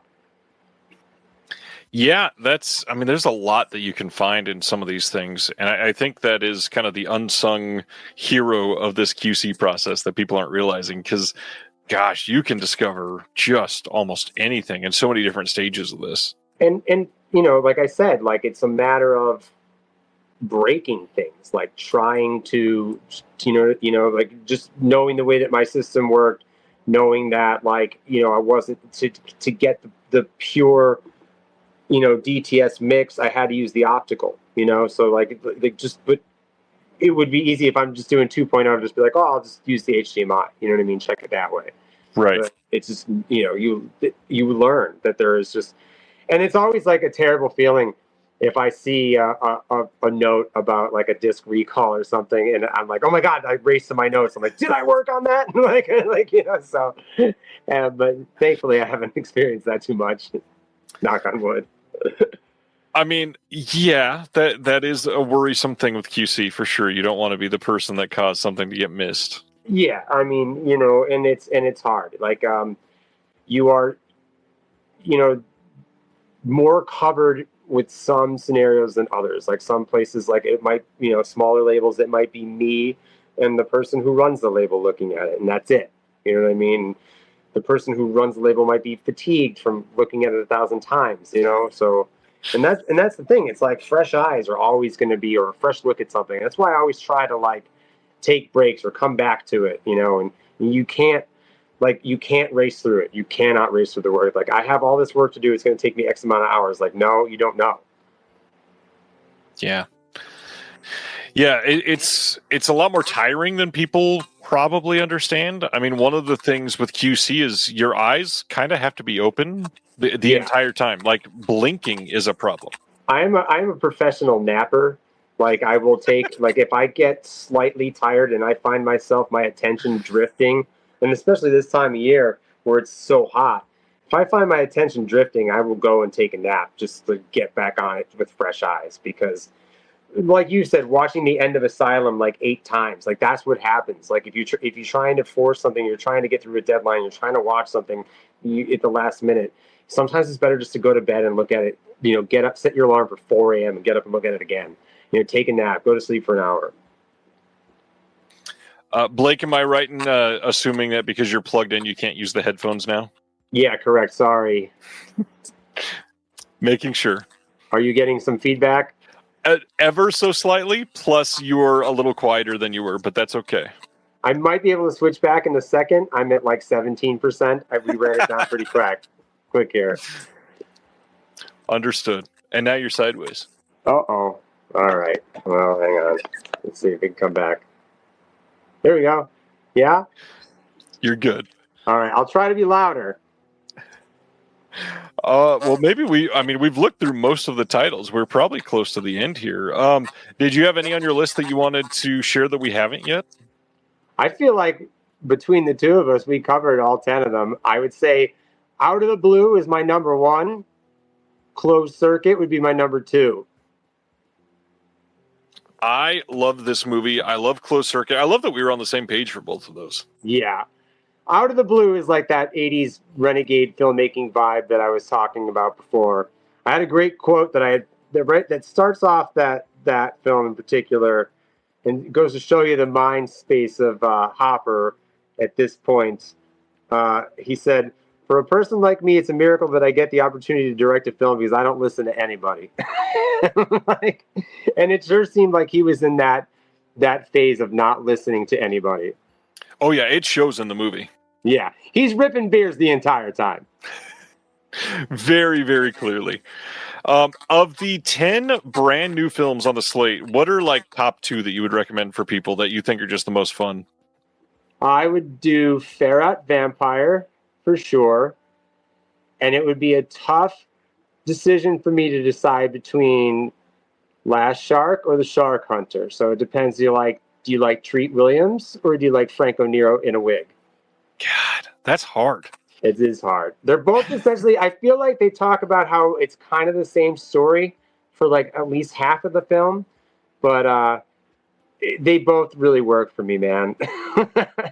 And I like, we didn't mention it, but Doug Buck's Sisters is actually a good watch. Chloe Savini's great in it. Stephen Ray is great in it. And it takes balls the size of Cincinnati to remake a Brian De Palma movie. So I give Doug Buck credit for that for sure. Yeah, that is a bold move to do that for sure. But yeah, it definitely I do not hate it. It's a decent watch. Any more questions out of the chat before maybe we call it for the night? As people are thinking and maybe writing out a question, I just want to say thank you. You've been incredible, Blake. You've answered so many fun questions. There's a question. Plan 9 wants to know, I'm half Hispanic, but I'm curious about skinheads. Any info on the movie? Yeah, it's like Claudio Fregoso and Roselle Benieri, or Drudy. Wait, what was her last name? Sorry, I'm thinking of 2 different people.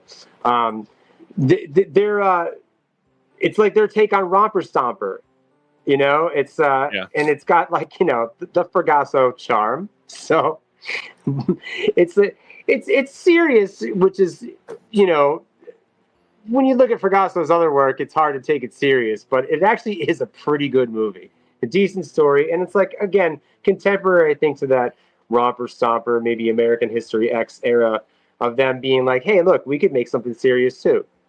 And obviously the storyline of disaffected male youth would kind of is relevant right now, Yeah.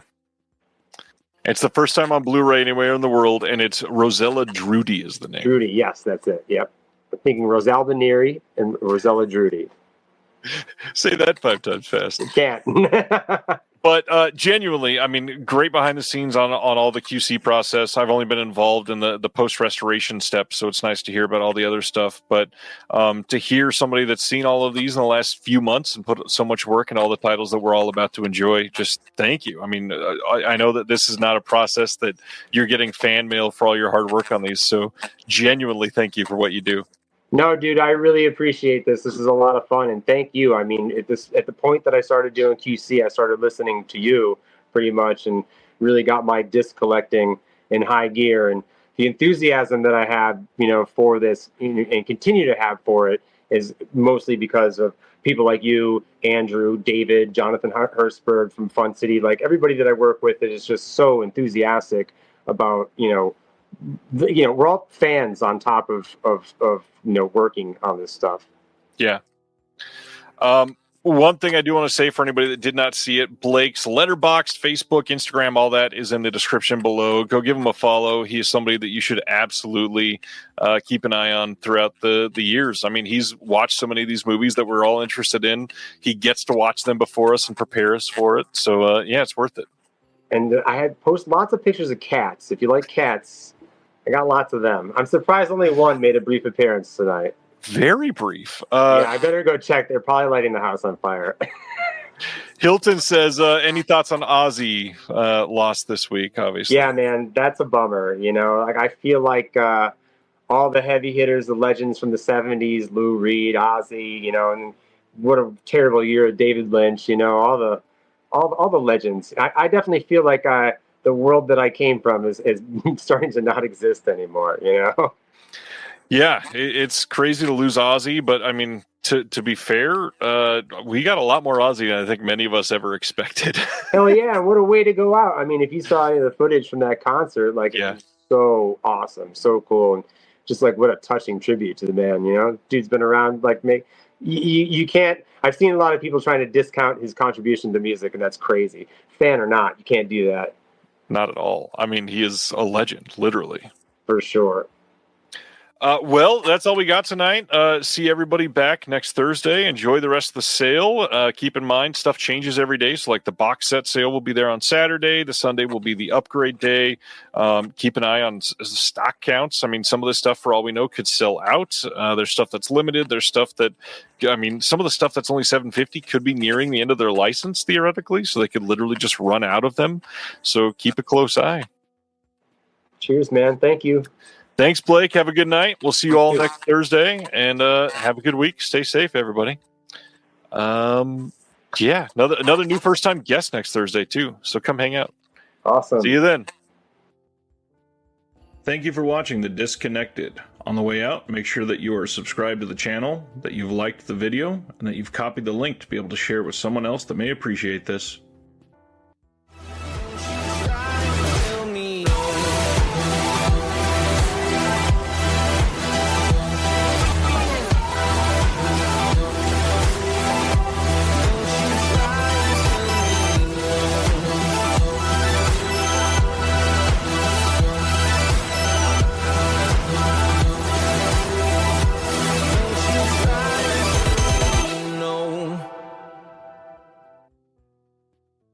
Hello! This is Matt. And Emily from Scarecrow Video in Seattle, Washington. Did you know that we have the largest video collection in the world? We have over 146,000 titles and growing. That's over 3 times more than Netflix, Amazon, Max, and Hulu combined. Plus, Scarecrow now offers rent-by-mail service throughout the U.S., so check out scarecrowvideo.org for details. You can catch Emily and I, or Matt and I, if that was going to be you saying that, on our bi-weekly YouTube show, Viva Physical Media, for video recommendations and so much more. See ya! Bye!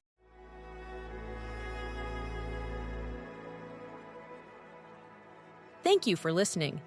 To hear more shows from the Someone's Favorite Productions podcast network, please select the link in the description